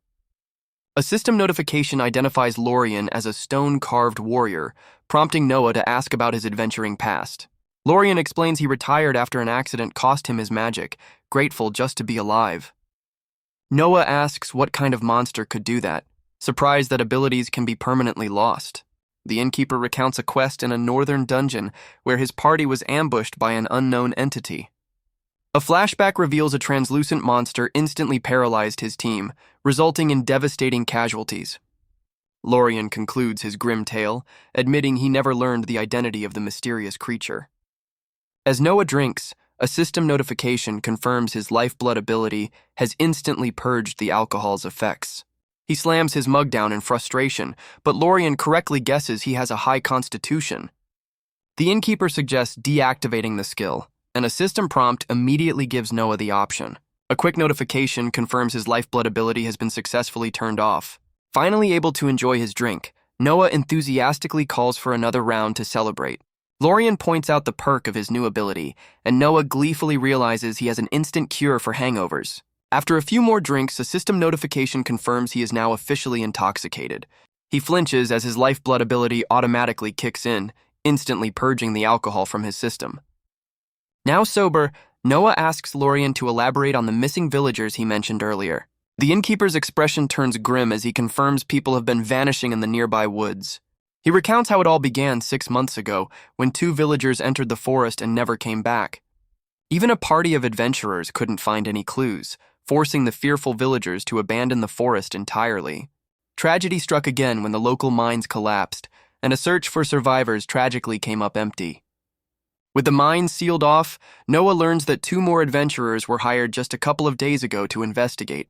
Lorien explains the village is now divided, with some wanting to seal the mines for good, while others protest, fearing they won't survive the winter without the income. Lorien adds that eerie howling and crying have been heard coming from the sealed-off mines. The villagers are now terrified of an undead infestation, prompting Noah to slide a mana crystal across the table. The innkeeper gravely explains that if the Adventurers Guild confirms their fears, the entire village will be forced to evacuate, a fate no one wants. Stepping outside, Noah takes in the village atmosphere, his conversation with Lorien now over. He stops as he notices a commotion, with villagers murmuring anxiously down the street. Overhearing a frantic conversation, he learns the mayor intends to permanently seal the mines. The villagers panic, realizing that without the mines, their community faces certain collapse. The angry men rush off to confront the mayor, determined to protect their way of life. Noah watches as a crowd of desperate citizens gathers, their futures hanging in the balance. Noah peeks from a doorway, drawn in by the growing unrest of the villagers. His system identifies the two central figures, the village mayor and a stern-looking stone-carved miner. The miner angrily confronts the mayor, refusing to let the village starve, while the mayor worries about more casualties. The mayor pleads with the crowd, insisting his difficult decision is for the good of everyone's survival. He's startled when Aurelia appears beside him, and she questions what he's doing there. She explains her plan to privately question the mayor, but Noah wryly observes the current situation is anything but. He casually recounts his brief chat with the innkeeper, which led him straight to the town's drama. He asks if they should intervene, but she explains that getting the mayor's help is her only way to secure transport. Deciding she's not being assertive enough, Noah confidently steps forward to handle the situation himself. He smoothly interjects, telling the arguing men that he shares their desire for the village to prosper, leaving them baffled. He puts his arms around the two leaders, suggesting they find a solution together instead of arguing. Noah offers a charming smile, radiating an almost unnerving level of confidence. Watching from the crowd, Aurelia grows concerned as the villagers begin to murmur amongst themselves. He introduces himself to the skeptical men as Noah Brown, a newly awakened adventurer. With a dramatic bow, he boldly proclaims that he is the answer to all their troubles. He breaks down their dilemma, stating that someone needs to investigate the dangerous mines. Snapping his fingers, he points out they need someone capable of surviving the perilous mission. The stone-carved miner scoffs at the idea, refusing to send a novice to a certain doom. Noah then reveals his trump card, declaring that the formidable Aurelia will be joining him. Aurelia seethes with silent rage, furious at being roped into his reckless plan without her consent. Aurelia steps forward, explaining her own quest might be connected to the village's troubles. The mayor recalls she arrived with a team, and she confirms she's searching for them. Noah adds with a confident smirk that their help will come at a price. When asked to name their price, Noah boldly requests an ability tome from the village. The mayor explains their tomes are limited and suggests they visit Windrest City for better options. He clarifies that Windrest is the nearest city with a guild hall and a steady supply of gear. Aurelia cuts in, setting a more practical price of a D-grade mana stone and 2 horses. The stone-carved miner volunteers to guide them, citing his 40 years of experience in the mines. With the terms agreed upon, Noah enthusiastically shakes the mayor's hand to seal the deal. A system notification immediately confirms he's obtained a new quest, Trouble in the Mines. Aurelia taps Noah's shoulder, confidently telling him it's her turn to take over the negotiations. She begins to speak with the miner, taking charge of the situation while Noah watches with a smirk. The stone-carved miner questions Noah's origins, noting he seems unusually old for a newly awakened. Noah explains he's from a distant land without magic, which is why his awakening was delayed. The miner asks if he's from a dead zone, a term Noah doesn't understand until Aurelia explains it's a place without mana. She describes these desolate areas as barren wastelands that drain the life from anything within them. Noah clarifies that while his home was a concrete jungle, it wasn't a life-draining dead zone. The miner accepts his explanation, stating that if they succeed, they will have done the village a great service. With a confident smile, Noah extends his hand, ready to finalize their agreement. The miner firmly shakes his hand, agreeing to meet them the next morning to venture into the mines. As Noah waves goodbye, Aurelia reveals her team is in Windrest City, where he can also register with the Adventurers Guild. He readily agrees to the plan, eager to move on to the next city and get their current mission over with. He pauses, remembering his quest to return the child's protective charm before they can leave. Aurelia decides to accompany him, and the two walk together to complete the somber task.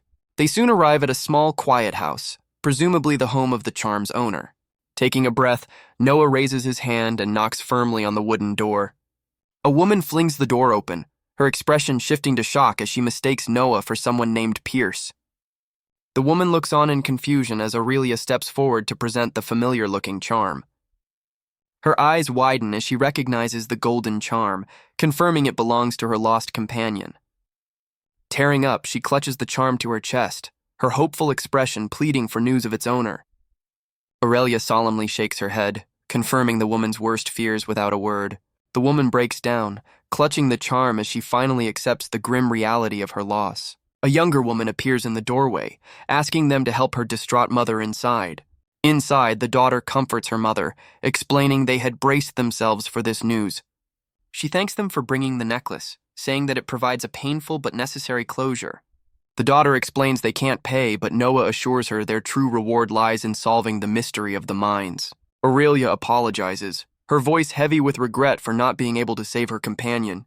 Noah offers a comforting pat on her shoulder, a silent gesture of support in the somber room. The grieving mother, having composed herself, politely asks to be excused. Just as they turn to leave, the daughter calls out, stopping them in their tracks. The grieving mother pleads with them, desperate for any information about her lost companion. Wiping away her tears, the daughter asks for the details of her brother's final moments. Aurelia solemnly reveals a grim truth. Her companion and many other villagers were taken by sinister abyssal cultists. She recounts their capture, explaining the cultists performed dark rituals and that she and her companion barely escaped with their lives. Giving Noah a grateful look, she credits him with her survival before admitting their search for other survivors was fruitless. A flashback to the grim prison reveals the only thing they recovered was the protective charm. The mother's expression hardens as she asks the crucial question, whether they brought justice to those responsible. With cold fury in his eyes, Noah confirms he eliminated every last one of the cultists. A single tear of closure rolls down the mother's cheek as she absorbs the heavy news. She recalls her son, Pierce, a reckless boy who often ventured into the woods and mines against her wishes. The mother reveals she had prepared for this day, as her husband was also an adventurer. She explains that even after leaving the adventuring life, her husband's restless spirit never truly faded. She recounts losing her husband to that same life, and admits she tried to stop her son from following in his footsteps.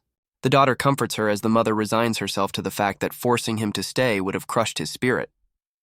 She then asks Noah and Aurelia if they share that same insatiable desire for adventure. Noah pauses, admitting that he honestly doesn't have an answer to her profound question. He reflects that while his journey has been a desperate fight for survival, the life of an adventurer now appeals to him. He confesses that the addictive allure of his new powers drives his desire to explore this strange new world. His choice of words confuses the daughter, who questions his odd phrasing. Aurelia gives him a sharp nudge, prompting him to quickly cover his mistake by claiming he's simply a traveler from a distant land. The daughter steps forward, making one final request of the two adventurers. She offers them her brother's charm, asking them to carry it on their journeys in his memory. Noah accepts the golden necklace, solemnly promising to treasure the memento. With a look of gratitude, the daughter thanks them for bringing her family a measure of peace. A system notification confirms his quest is complete as he waves goodbye to the grieving family. As the twin suns dip below the horizon, Aurelia suggests they get some rest before tackling the mines. Noah clutches his rumbling stomach, remarking that he's looking forward to a meal before their next fight. Aurelia chuckles, noting that he seems to have a natural knack for the adventuring life. They walk through the bustling village street, the setting suns casting a warm golden light over the town. The next morning, they arrive at a rocky cliffside, the collapsed entrance to the mines looming below. The miner explains the area was once a young dungeon, but its core was destroyed, leaving it an empty husk. Noah is shocked to learn dungeons can die, a concept the miner dismisses as a foolish endeavor. The miner elaborates that tamed dungeons are invaluable resources, even serving as the foundation for entire kingdoms. Aurelia speculates it might have been an undead dungeon, which she identifies as a nation-level threat. Her theory is quickly shut down as the miner clarifies it was just a standard Earth-type dungeon. Arriving at the collapsed entrance, Noah considers using his own power to blast a way through the rubble. Before he can act, the miner and Aurelia begin expertly clearing the rocks with their pickaxes. The miner's powerful swing shatters the rock, forcing Noah to step back from the flying debris. As the path clears, the miner credits his impressive feat to a decade of experience combined with an ability. Inside, the miner points out regenerating mana stones, a sign the mine is recovering from a lack of activity. Aurelia warns Noah to stay alert, reminding him that monsters could still be lurking in the abandoned dungeon. Noah grips his dagger, his eyes fixed on his system interface as he prepares for any potential threats. Their guide notes the eerie silence, explaining that the usual cave critters vanished when the strange noises began. The trio arrives at a massive sealed stone door, the entrance to the mine's deeper sections. With a heavy push, the miner opens the gate, announcing they've reached the main section of the mines. Stepping inside, they are immediately met with the grim sight of bloodstains covering the cavern floor. The group is horrified to discover the cavern is littered with the bodies of the missing miners and adventurers. Overcome by the foul stench of the massacre, Noah recoils in disgust, clutching his weapon. A horrifying scream suddenly echoes through the cavern, causing all three of them to flinch in shock. As Noah and the miner rush toward the sound, Aurelia desperately tries to stop them from charging into a potential trap. Ignoring Aurelia's warning, Noah uses his blink skill to teleport ahead toward the source of the scream. He arrives to find one of the missing adventurers, grievously injured on the cavern floor. Rushing to her side, he kneels down to offer aid, asking what attacked her. Her eyes glow with a sinister purple light as she struggles to warn him to run before it's too late. Noah's face fills with horror as he realizes the woman is undergoing a monstrous transformation. Dark tendrils erupt from the woman, ensnaring him as his system identifies her as a void-grafted human. Aurelia arrives just in time to see him captured, screaming for him to get away. A system notification suddenly confirms the Trouble in the Mines quest is complete, rewarding him with experience. A new, harder quest appears, tasking him with destroying the Victral possessive legacy as the corrupted woman is lifted into the air. The woman's transformation completes, her body twisting into a monstrous form as she lets out a terrifying, silent roar. Noah struggles against the tightening tendrils, his daggers ready to slice through the dark appendages. Aurelia's fists ignite as she warns the miner to stand back, preparing to unleash a powerful blast. The miner nervously agrees, recognizing the immense power she's about to unleash. The corrupted adventurer fully transforms into a grotesque creature, a silent scream contorting its new form. It lashes out with its tendrils, forcing Noah to desperately dodge the chaotic whipping attacks. The creature vanishes in a flash of dark energy, using a teleportation skill just like his own. He's stunned to realize the monster can teleport, making this a fight between two evenly matched blink users. Suddenly, a massive wave of fire erupts from Aurelia, engulfing the cavern in a blistering inferno. She stands poised for another attack, her fiery power illuminating the cavern as they search for their foe. After the fiery blast subsides, Noah scans the empty cavern, wondering where the creature has escaped to. A single drop of dark liquid falls past his eye as he locks onto his unseen foe. He spots the grotesque creature clinging to the cavern ceiling, readying his daggers. The monster dives down with a furious roar, its tendrils lashing out to attack. In a brilliant flash of blue light, Noah activates his blink skill to evade the assault. He reappears a safe distance away, now armed with 2 daggers and poised to strike. He teleports rapidly, his blades clashing against the monster's relentless tendril attacks. Seeing him overwhelmed, Aurelia unleashes a powerful stream of fire directly at the creature. The monster recoils from the fiery blast, its mouth agape in a silent, pained roar. Changing tactics, Aurelia hurls another massive fireball toward the cavern's exit. Her attack strikes the ceiling, causing the rock to crack and seal the passage shut. With a furious roar, Aurelia channels her fire magic, preparing to hurl the massive boulder. She unleashes a devastating wave of fire, incinerating everything in its path. Noah leaps through the inferno, his daggers poised to strike the dazed creature. The monster is engulfed in the fiery explosion, caught completely off guard by their coordinated assault. With grim determination, Noah prepares to press the attack while the creature is stunned. He dashes past the creature's flailing tendrils, closing the distance for a decisive blow. Leaping into the air, he brings both daggers down in a powerful overhead strike. His blades sink deep, and a system window confirms he's draining the monster's life force. The creature lets out a silent, agonized shriek as his ability takes effect. In a desperate counter, the monster's tendrils lash out, violently throwing him backward. A tendril slashes his chest, and a system notification confirms he's been inflicted with a necrosis poison. After landing its venomous strike, the creature teleports away in a brilliant flash of light. The monster reappears behind the defenseless miner, but Noah blinks away, leaving a pool of blood. He clutches his chest as his health plummets to a critical 7%, realizing he's running out of time. He chugs a potion, and a system notification immediately confirms he's gained a new poison resistance. The creature unleashes a chaotic storm of tendrils, forcing all 3 heroes to dodge the relentless assault. With a look of fierce determination, Aurelia ignites her fist for a powerful counterattack. She unleashes a concentrated beam of fire, blasting it directly toward the creature. The fire engulfs the writhing mass of tendrils, but they quickly realize the attack isn't having the desired effect. The system reveals the creature is mutating again, and they must destroy it before it completes its terrifying transformation. Ignoring Aurelia's warnings, Noah decides to end the fight before the creature's transformation is complete. He channels a burst of raw power, his daggers glowing with a sinister red energy. With a determined look, he dashes forward, ready to unleash a devastating attack. He leaps into the air, positioning himself directly above the vulnerable, mutating monster. Aurelia screams for him to retreat, horrified by his reckless, all-or-nothing charge. He lands in a whirlwind of slashes, his glowing eyes fixed on his target as he carves through the writhing tendrils. A stray tendril whips around and brutally smacks him across the chest, drawing blood. The creature's eye glows with a malevolent purple light as it prepares a final, desperate counter. It unleashes a massive explosion of dark energy, engulfing the entire area in a chaotic blast. A critical hit notification appears, confirming he's lost a limb and is bleeding out, but his lifeblood ability activates, drastically increasing his regeneration. He slams into the ground, his severed arm lying nearby as the monster watches from a distance. He trembles as he realizes the poison is spreading, since his lifeblood ability can't heal a detached limb. Grabbing his severed arm, he grimly wonders about the extent of his other injuries. He desperately shoves the limb back into place, hoping to reattach it as his poison resistance levels up. Seeing his desperate state, Aurelia prepares to unleash another massive fireball to create an opening. She launches a towering pillar of flame, completely engulfing the cavern in a fiery inferno. The creature instantly teleports, narrowly dodging her devastating attack.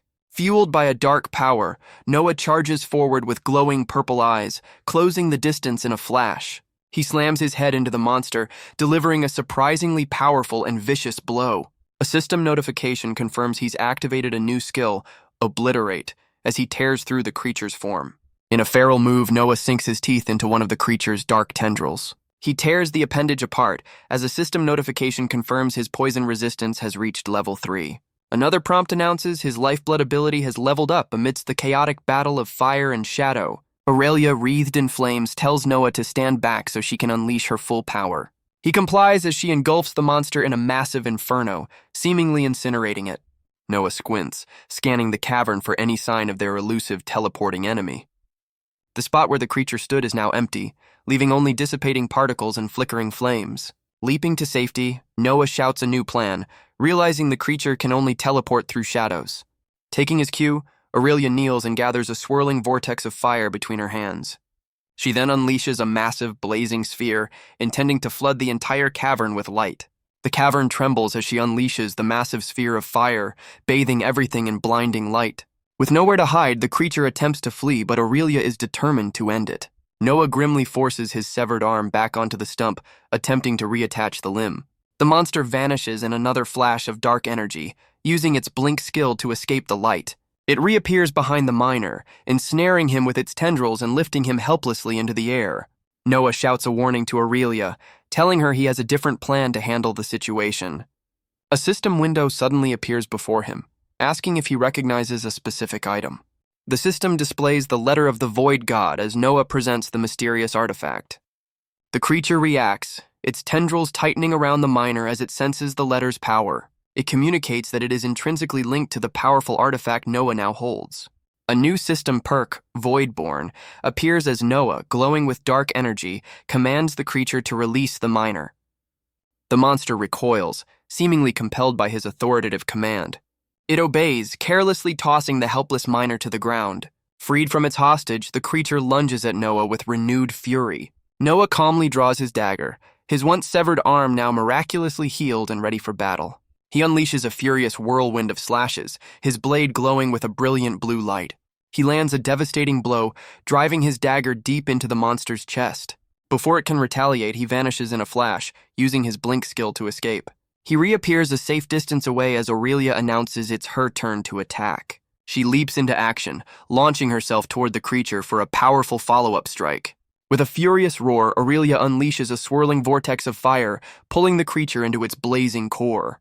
The cavern erupts in a massive explosion, the force of her attack incinerating everything at the point of impact. After the blast, the cavern walls crack and crumble, showing the immense power of her assault. Noah calmly walks through the lingering flames toward the defeated creature lying on the ground. He continues his solemn approach, his expression grim as he prepares to end its suffering. The monstrous being, now partially reverted to its human form, weakly pleads for a final release. With a cold, resolute look, Noah raises his dagger, ready to grant its last request. He delivers a merciful end, and a system notification confirms his blood drain ability has purged the poison from his system. The creature's eyes clear, shedding a single tear of gratitude as it finally finds peace. A cascade of system notifications confirms his victory, rewarding him with massive level-ups and a significant boost in power. A system window confirms the quest is complete, rewarding him with an epic-level Tome of Abyssal Summon. Noah is horrified to realize the miner was conscious inside the monster, a prisoner in his own body. The system then presents him with an unsettling choice: to consume the remains of the defeated creature. Without hesitation, he accepts the offer, choosing to absorb the fallen foe's essence. A brilliant golden aura surrounds him as the absorption process begins. A notification confirms the absorption is complete, revealing he's also gained the creature's memories. He collapses in agony as the victim's memories flood his mind, much to Aurelia's concern. He's forced to experience the victim's final moments, witnessing the horrific experiments conducted by the cult. The memories confirm the abyssal cult is responsible, and a look of cold fury fills Noah's eyes. Fueled by righteous fury, he silently vows to hunt down and eradicate every last member of the cult. A system notification confirms his new, impossible quest: to hunt down and destroy the entire abyssal cult. Aurelia, concerned for his well-being, insists they leave the cavern immediately to find him a healer. She supports his exhausted body as they slowly make their way out of the dark, blood-soaked mine. His eyes snap open, finding himself suddenly awake on a couch in a completely unfamiliar place. Sitting up, he rubs his sore neck and notices his left arm is now glowing with a strange, ethereal light. A man with glasses, lounging casually with a bowl of food, offers him a less than welcoming greeting. Noah stands, demanding to know where he is, but the man smugly implies he already has the answer. A bead of sweat rolls down his face as he frowns, trying to piece together how he got here. Memories of the brutal fight and Aurelia's help flash through his mind, ending with the image of his glowing hand. The man, identified as Dylan, casually munches on a chip, remarking on how fascinating Noah's world is. Dylan observes an image from Noah's world, musing that despite its lack of magic, it's just as violent. Noah demands to know how he accessed his memories, but the man simply gestures to a remote control. Dylan explains the system is linked to Noah's soul, allowing it to extract information from his past. He admits he's been studying Noah's world, not anticipating he would survive his ordeal for this long. With a smug grin, Dylan confesses he didn't expect Noah to live, congratulating him for exceeding expectations. He then offers a slow, patronizing clap, clearly mocking Noah's survival and irritating him further. Noah's irritation turns to suspicion as he glares at the smug man on the couch. Fed up, Noah suddenly snatches the remote control from the table, catching Dylan off guard. He immediately turns off the screen, ending Dylan's voyeuristic viewing session. Pointing an accusatory glowing finger, Noah furiously accuses Dylan of actively trying to sabotage him. Dylan casually admits that while a pact prevents him from directly interfering, he's more than happy to wish for Noah's failure. He smugly confesses that he finds it entertaining to place bets on the spectacular ways Noah might mess up. Noah glares down at him, but Dylan changes the subject, admitting he's surprised by this turn of events and insists they need to talk. Getting to his feet, Dylan reveals the topic of discussion is the impossible quest Noah just accepted. Dylan warns him against pursuing the abyssal cult, but Noah sarcastically suggests Dylan must have faith in his abilities.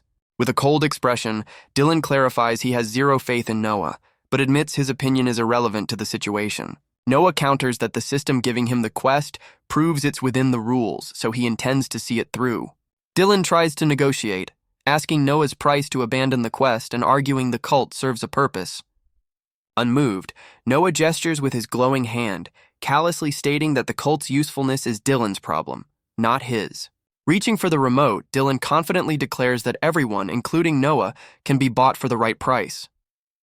Dylan explains that everyone has a price, using the screen to illustrate his cynical worldview.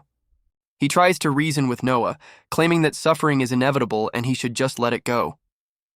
Dylan questions Noah's ability to make a difference, reminding him he's only one person against the world. He insists that Noah is powerless to change the fundamental nature of how things work. Noah counters, asking why Dylan seems so afraid of him trying if his efforts are truly futile. He angrily points out Dylan's hypocrisy, questioning why this specific cult matters so much to him. Dylan coldly replies that their blind ambition is precisely what makes them human. Noah glares back, defiantly stating that not everyone is driven by such selfish desires. Dylan dismisses him with a sharp gesture, calling him a fool who is the exception, not the rule. Turning the argument around, Noah asks what it would take for Dylan to realize that he's more important than the cult. Noah grabs Dylan's tie, demanding to know why he's so invested in protecting the abyssal cult. With a reluctant sigh, Dylan agrees to explain his complicated position. He transports them to a vast, empty space, revealing it as the void, the source of all abyssal mana.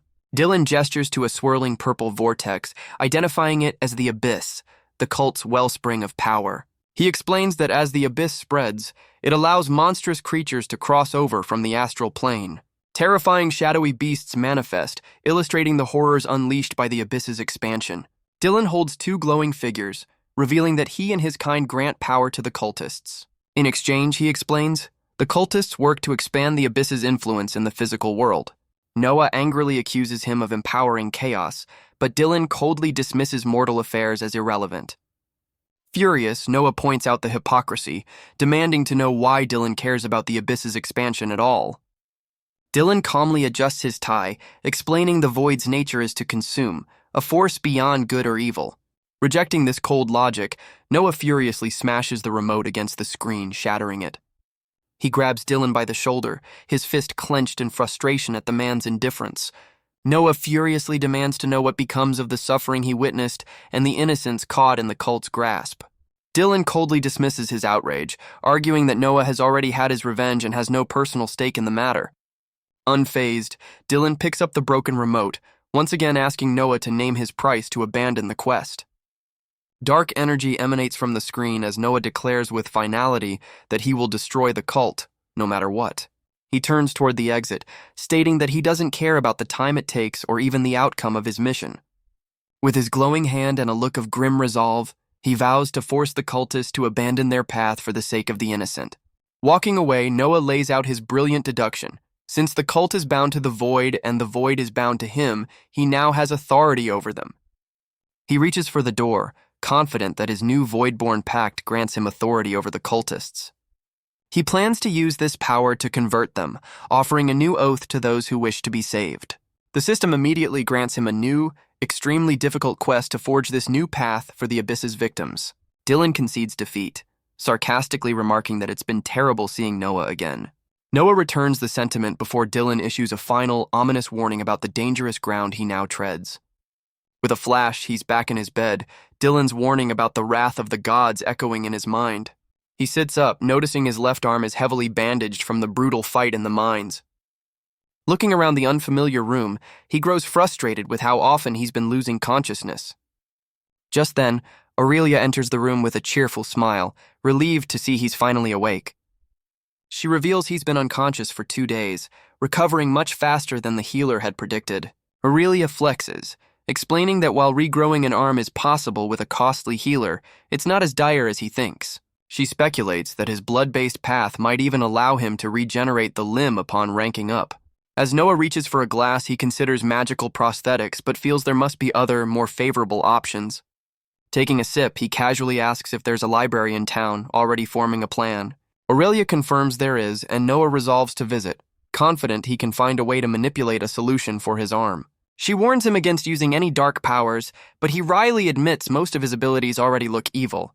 Her demeanor shifts as she crosses her arms, deciding it's time to get some real answers about his abilities. She admits she's been hesitant to pry, grateful for his help but aware that Outworlders have strange powers. Now, however, she insists she can no longer hold back, and Noah listens with a serious expression. She reveals she's always known he has 3 different power paths, as his lack of control makes his distinct auras easy to see. She notes his 3 paths feel far more powerful than they should for a newcomer. Aurelia adds that he fights with the instincts of a veteran, not someone who has never battled before. His sudden appearance among void-wielding cultists only deepened her suspicion and concern. Yet she recalls how he stood by her side and fought, even when he could have fled. Noah explains his combat skills come from years of dabbling in various martial arts back home. He admits he kept his power secret out of self-preservation, unsure who to trust in this dangerous new world. Aurelia nods, acknowledging that his caution was justified under the circumstances. To prove her own trustworthiness, she offers to show him something deeply personal. A fiery aura erupts around her as she warns that her trust comes with a severe price for betrayal. With glowing eyes, she reveals this was a test to see if he was worthy of being her travel companion. Aurelia reveals a glowing ring, explaining it was the source of her test and inviting him to inspect it. His first attempt to inspect the ring fails, but she confidently tells him to try once more. On his second try, the system reveals the item's true nature. A legendary ring of second chance, a one-use lifesaver. She explains the ring was her hidden ace, giving her the confidence to put herself in danger. However, she still has questions, pointing out his strange command over the void creature and the powerful letter he possesses. She questions if he was hiding his true nature from the start, but he insists he's been completely honest with her. He playfully suggests she use her supposed lie detection skills, only for her to admit with a smirk that she was bluffing. Changing tactics, Noah offers a different method to prove his sincerity, taking her hand. He places a glowing crystal in her palm, instructing her to channel her mana into it while holding it to her heart. With a look of intense focus, she prepares to follow his instructions, ready to finally get some answers about him. Noah confesses that his memory is fragmented, and he can't even recall the moment of his own death. He reveals his connection to the void stems from waking up there, which granted him his unique path and the mysterious letter. Raising his bandaged arm, he insists he's not a villain, but simply a lost man trying to survive in an unfamiliar world. Instead of following his instructions, Aurelia clutches the crystal to her chest, preparing to make her own declaration. With a determined look, she turns the tables and swears an oath on her own soul, attesting to her honesty. Noah is stunned into silence by her unexpected move, realizing she just bound herself to an oath of truth. A system notification immediately confirms that an unbreakable oath of honesty has been sworn. He looks down at the glowing crystal, completely baffled by the turn of events he just witnessed. Aurelia smiles, explaining that since the stone didn't crack, his story must be true, and she now owes him her trust. She reveals the stone detects the wavering aura of a liar, a subtle shift only a master of aura can conceal. She reveals the stone remains intact because his aura showed no signs of deception. With their trust established, Noah unwraps the bandages from his arm, a thoughtful look on his face. Feeling restless, he pats the bed and decides it's time to get moving and find some answers. He heads outside with Aurelia, ready to begin his research at the local library. He approaches the town library, determined to find solutions for his arm and learn more about this world. Surrounded by books, his first priority is researching prosthetic arms and his new reality. He's immediately captivated by a book detailing advanced, magically infused prosthetic limbs. His research leads him to a page detailing the components of a dark summon, including a familiar-looking parasitic worm. He discovers the horrifying truth about the parasites. They take over their hosts' minds, transforming them into monsters while also modifying their bodies. The text reveals a shocking possibility. In rare cases, the fusion results in a symbiotic relationship, making the host immensely powerful. He snaps the book shut, a dangerous idea forming about using the parasites to control his dying limb. Determined, he delves deeper into the lore, needing to understand these creatures completely. A confident smirk appears as he realizes his own abundant life force can sustain a void summon without issue. His research reveals that a life command can bind these creatures, a loophole the cults bypass with sacrifices. With all the necessary components in place, he decides summoning a void parasite is his only viable path forward. Resolved, he leaves the library ready to begin the risky ritual to restore his arm. Finding a secluded alley, he and Aurelia prepare as he pulls up the system interface for the skill book. Without hesitation, he accepts the prompt to consume the rare book and learn its forbidden knowledge. Dark energy envelops him as he absorbs the information, instantly gaining the Abyssal Call skill. A second notification reveals his proficiency is so high the skill starts at level 25 as he clutches a glowing purple crystal. He kneels down, using the crystal to meticulously draw a complex summoning circle on the stone floor. Moments later, he stands proudly over his completed work as the purple circle pulses with arcane energy. Noah gives Aurelia a confident nod, silently assuring her that he knows exactly what he's doing. The tome of Abyssal Summon floats before him, its pages flipping wildly as it unleashes its power.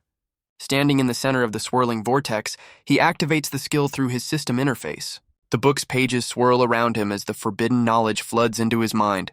A system notification confirms the tome is consumed, and the summoning ritual has officially begun. The scene flashes back to moments earlier, deep within the chaotic and endless void. Vicious parasitic worms swim through the astral plane, their sharp teeth glinting in the darkness. A larger, more dominant parasite asserts its power over the others, letting out a ferocious roar. He begins the incantation, calling out to the endless dark and hunger of the abyssal void. Noah offers his own life force, beckoning a creature to bind with his astral soul. The dominant parasite's eyes glow as it accepts the pact, its hunger now linked to Noah's blood. Answering the summons, the chosen parasite surges through the void at incredible speed. It arrives at the portal only to find other, more powerful void beasts have also answered the call. As it's pulled through the portal, the parasite feels an exhilarating rush from the powerful presences nearby. The competition is fierce, as every creature is driven by a primal need to be the one chosen. The small parasite expertly dodges a larger beast's attack, thriving in the chaotic struggle for dominance. It retaliates with surprising force, smashing its hardened body into its much larger rival. Victorious, the parasite watches its foe dissolve before being pulled irresistibly toward Noah's summoning circle. The system issues a series of commands to the summoned creature, establishing Noah as its absolute master. A shadowy parasite erupts from the summoning circle, letting out a ferocious, silent roar. The creature's thoughts are filled with a single, overwhelming directive: move toward its new master. It emerges completely, a multi-eyed horror hovering over the arcane circle as Noah reaches out. The parasite understands its choice is simple: obey the summons or be cast back into the endless dark. It latches onto his hand, and Noah mentally encourages the creature he's just named Tony. He collapses to his knees, gritting his teeth in agony as the parasite begins to fuse with his arm. A system notification confirms he's been inflicted with the abyssal parasite, gaining a fever in the process. Alarmed, Aurelia ignites her fist, demanding he desummon the creature before it's too late. Noah pants through the pain, his eyes filled with grim determination as he insists he can handle it. Noah cries out as the parasite's tendrils painfully burrow into his flesh. He collapses, telling a concerned Aurelia that his entire body is on fire. A system window pops up, confirming he's just unlocked a new pain tolerance skill. He rips at his shirt, the intense heat from the fusion becoming almost unbearable. His arm twists into a monstrous claw as his fever status intensifies to level 2. Aurelia confirms he's burning up, and he explains the parasite is using his life force to heal the limb. Wreathed in dark energy, he desperately calls for health potions to survive the ordeal. He focuses his mind, remembering that pain is just a feeling he can overcome. Panting and sweating, he pushes through the agony, determined to see the process through. His endurance pays off as a notification confirms his pain tolerance has already leveled up. System notifications confirm his meditation and pain tolerance skills are rapidly leveling up from the ordeal. He focuses his mind, controlling his breathing to manage the intense fusion process. Entering a deep meditative state, he channels the swirling energy, embracing the transformation. His mental fortitude pays off as his meditation and pain tolerance skills skyrocket to new levels. The process completes and he stares in disbelief at his newly formed monstrous arm. He realizes the intense pain has been replaced by a strange, unsettling numbness in the limb. A system window confirms the life-threatening fever has finally subsided. Aurelia offers him a much-needed recovery potion, which he gratefully accepts. He quickly drinks the potion as his concerned companion watches over him. Lowering the bottle, he confirms the pain is gone, looking surprised by the sudden relief. He realizes the parasite isn't finished, deciding to hold his twitching, monstrous arm still. The parasite fully integrates with his arm, dark energy sealing the bond between flesh and creature. Noah grins, admiring his newly enhanced arm, as Aurelia stares in disbelief at the powerful transformation. System notifications confirm his parasite has evolved into a symbiote, and he's now a human symbiont with increased attributes. He gives his new arm a test swing, a satisfied smirk on his face as he feels its power. A system window details his new symbiotic relationship with Tony, which will feed on his life force in exchange for power. Aurelia admits with a stunned expression that she never expected his reckless plan to actually succeed. He reveals he wasn't certain either, having researched a backup plan to remove the parasite if needed. Clenching his new fist, he feels a surge of power, ready to test out his dangerous new limb. He flexes his sharp, newly formed claws, a perfect fusion of human and void creature. With a menacing grin, Noah admires his new monstrous limb, declaring the agonizing transformation was absolutely worth it. Aurelia advises him to keep the arm hidden, warning that such a unique feature will draw unwanted attention. She notes that while monster limbs aren't unheard of, his is far more extreme, but he's just thrilled by how cool it looks. Unimpressed, she finds the arm's semi-human appearance disturbing and clarifies she meant sick in a bad way. After he explains the slang, she facepalms, baffled by the strangeness of his world. His new claws extend sharply, and he realizes he'll need to master control over his new appendage. Her curiosity overcoming her disgust, Aurelia asks if she can touch the strange new arm, and he happily agrees. She cautiously pokes at the dark, armored flesh with her bandaged fingers. The claws suddenly extend in response to her touch, startling them both. She concedes that having a built-in weapon is a huge advantage, especially since finding suitable gear is a constant struggle for powerful adventurers. Aurelia explains that because the arm is now part of his soul, it will grow in power along with him. Eager to test his new weapon, Noah agrees with Aurelia's suggestion to find a more suitable training ground. They leave the town behind, heading for a secluded area where he can unleash his new power without restraint. Their search for the perfect spot takes them deeper into a quiet, sun-dappled forest. He selects a thick, sturdy tree, deeming it a worthy opponent for his first test. With a confident smirk, he channels dark energy into his symbiotic limb, preparing to strike. He lunges forward, unleashing a powerful punch that blurs with speed and crackling purple energy. His claws extend as he pivots, carving through the air with a vicious slash of dark power. A wild grin spreads across his face as he infuses his attack with his blink skill, turning the slash a brilliant blue. The attack connects, tearing deep gouges into the thick tree trunk with devastating force. He decides to up the ante, infusing his next attack with a swirling stream of poison. Corrosive purple energy splatters across the tree, leaving it blackened and decaying under the venomous assault. A wild, almost feral grin spreads across his face, thrilled by the devastating results. He gestures proudly toward the ruined tree, while Aurelia looks on with a mix of awe and concern. Aurelia brings him back to reality, warning that he's still clumsy with his left arm and needs to adapt his fighting style. He pats the arm, confident that his new symbiote, Tony, will help him overcome the initial awkwardness. Unable to contain his glee, he clicks his new claws together, completely enamored with his monstrous limb. Aurelia sighs in exasperation, admitting she can't understand his excitement over having a monster's hand. He counters enthusiastically, insisting people from his world would pay a fortune for an arm this amazing. She's completely baffled by his slang, forcing him to awkwardly explain the meaning of cool. He offers a completely fabricated explanation for his slang, leaving Aurelia utterly confused. She calls his world weird, but he retorts that a world with dragons is far stranger. He playfully argues that a giant fire-breathing lizard is the very definition of weird. Aurelia confidently states that even a dragon would be less strange than him back in his own world. With their debate settled, he dashes forward, eager to continue testing his new limb's power. He unleashes a powerful glowing blue slash, aiming to cleave a massive boulder in two. The attack leaves a deep fissure in the rock, demonstrating the sheer force of his strike. He clutches his arm as it throbs with pain, realizing the symbiote is still layered over his original bone structure. As his obliterate skill window appears, he feels a powerful thumping as dark energy gathers in his hand.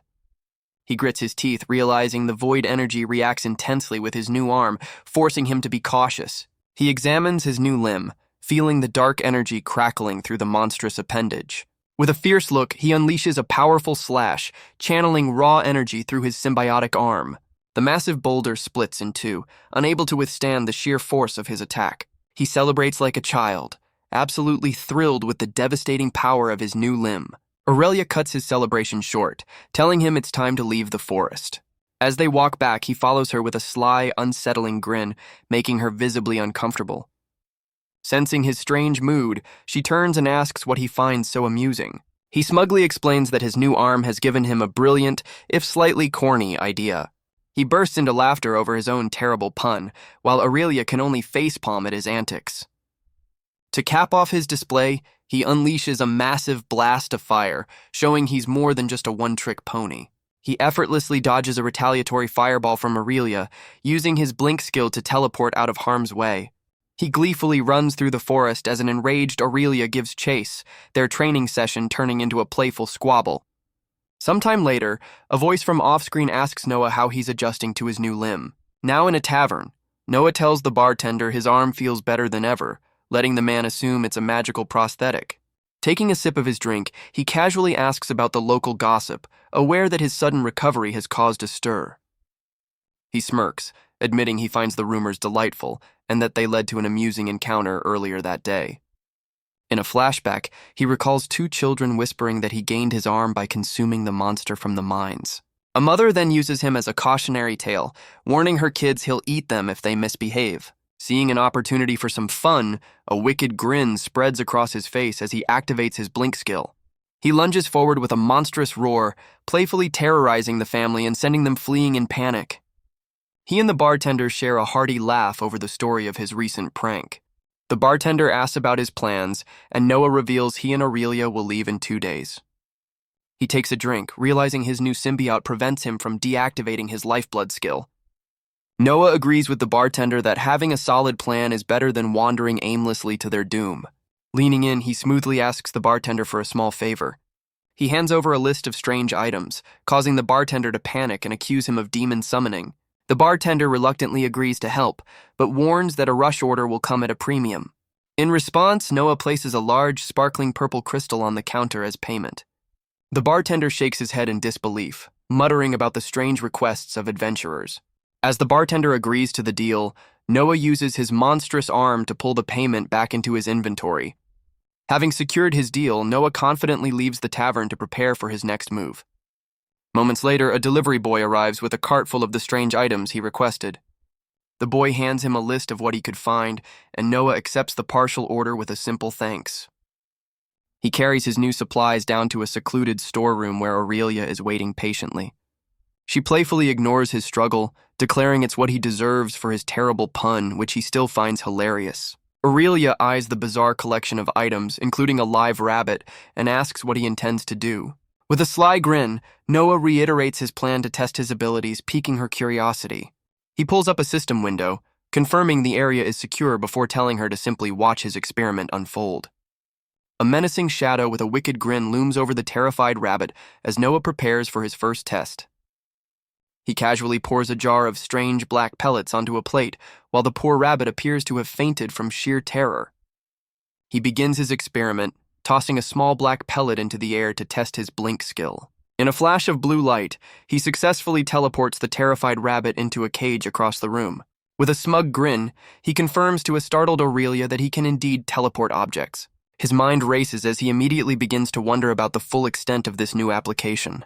Moving on to his next test, he grabs a handful of small dark stones from a bucket. He explains to a curious Aurelia that he's trying to determine exactly what he can bring with him when he teleports. With a confident look, he prepares to activate his blink skill while holding the handful of stones. He strains with effort, channeling a massive amount of energy as he attempts to teleport with multiple objects. He reappears across the room, but the stones slip from his grasp, revealing a flaw in his attempt. A new system window appears, revealing a dedicated inventory grid for his blink skill. He tests the new inventory, realizing that carrying too much weight makes the ability harder to use. With a look of intense focus, he activates his blink skill again, this time with the pebbles stored in the dedicated inventory. He lands perfectly, confirming that items placed in the special inventory don't affect the teleportation at all. With a sly grin, he grabs a long metal pole, ready to test the inventory's size limits. A brilliant flash of blue light erupts as he attempts to teleport with the much larger object. The pole clatters to the ground as he reappears without it, discovering the inventory has a size restriction. A close-up shows his feet teleporting away, leaving the oversized pole behind on the floor. Unfazed, Aurelia glances up from her book as the discarded poles wiggle on the ground nearby. Undeterred, Noah sits with a pole across his lap, a mischievous grin suggesting he has another idea. He concentrates his energy, determined to find a way to make teleporting with the larger object work. A sudden jolt of inspiration strikes him as he realizes a crucial detail about his blink skill. He deduces that the ability only teleports objects he is actively holding, not just touching. To test his new theory, he tosses several small bags and boxes into the air. He successfully catches one of the boxes, preparing for his next teleportation attempt. A close-up shows his gloved hand securing the box of small stones. With the box in hand, he activates his blink skill, his body once again glowing with blue energy. He explains his discovery to a baffled Aurelia, clarifying the skill's specific requirements. Gesturing to the wall, he illustrates that he can't just touch something large and take it with him. He examines his gloved hand with a thoughtful expression, pondering the ability's limitations. Aurelia thoughtfully concludes that he must be channeling his mana into an object to pull it through the teleport. Aurelia theorizes this is a built-in restriction within the skill's astral scripts. She speculates more powerful abilities might lack such limits, as Noah eyes the flinching rabbit. With a wicked grin, he decides it's time to test his theory on a living creature. He snatches the rabbit from its cage, offering a quick, unconvincing apology to his test subject. Holding the creature tight, he activates his blink skill, both of them engulfed in blue light. He reappears across the room, confirming to an unimpressed Aurelia that he can indeed teleport living things. Thrilled by his success, he eagerly moves on to his next experiment, a jar of glowing green worms. He grits his teeth, feeling a strange resistance as he tries to teleport with the writhing creatures. Pushing through the strain, he unleashes another brilliant flash of teleportation energy. He reappears on the floor, panting and exhausted, with the glowing worms scattered around him. After meditating to restore his energy, Noah announces he's ready for the final test. He approaches Aurelia, proposing his most ambitious experiment yet, teleporting with another person. His first attempt fails, as he realizes simply touching her isn't enough for the skill to register. He grabs her hand, and a massive vortex of blue teleportation energy engulfs them both. The violent lurch through the astral plane causes Aurelia to cry out in shock and disorientation. The massive teleport drains his mana but rewards him with a level up for his blink skill. They reappear across the room with Aurelia looking dazed and Noah completely drained from the effort. He staggers to his feet, confirming the teleport was a success, but the cost was immense. Aurelia reels from the disorienting trip, questioning if the escape method is worth the agonizing side effects. The intense strain of the teleport proves too much for Noah, who suddenly feels the unpleasant after effects. As the nausea subsides, Noah recovers while Aurelia casually walks past, completely unfazed by the ordeal. He mentally summarizes his findings. Small living things are easy to teleport, but powerful individuals are a massive strain. Undeterred, he moves on to his next experiment, trying to force an entire jar of pebbles into his inventory. The attempt fails, but he notices he can now interact directly with his inventory system window. He curiously touches an empty slot on the glowing grid, causing it to ripple with energy. A series of notifications confirms he can now pick up items just by touching them to the grid. Deciding to test the limits, he grabs a massive handful of pebbles to see if he can deposit them all at once. He pushes the entire handful against the glowing blue interface, attempting a bulk deposit. To his surprise, the inventory grid rapidly absorbs the entire handful of stones in a single swift motion. He discovers this new method drains his mana, an unexpected but potentially useful feature of his inventory system. A system notification confirms he's successfully deposited 48 pebbles into his inventory. After running a few more tests, he moves on to his most daring experiment yet. He apologizes to the rabbit, explaining its sacrifice is necessary for the sake of science. With a flash of light, he deposits the living creature directly into his blink inventory. He decides to let some time pass, curious to see what effect the storage has on his test subject. As the minutes tick by, they both wait to see the results of his bizarre experiment. He pulls the rabbit out, shocked to find it completely unharmed, as if frozen in time. With a wicked grin, he turns to Aurelia and offers her a chance to test his inventory firsthand.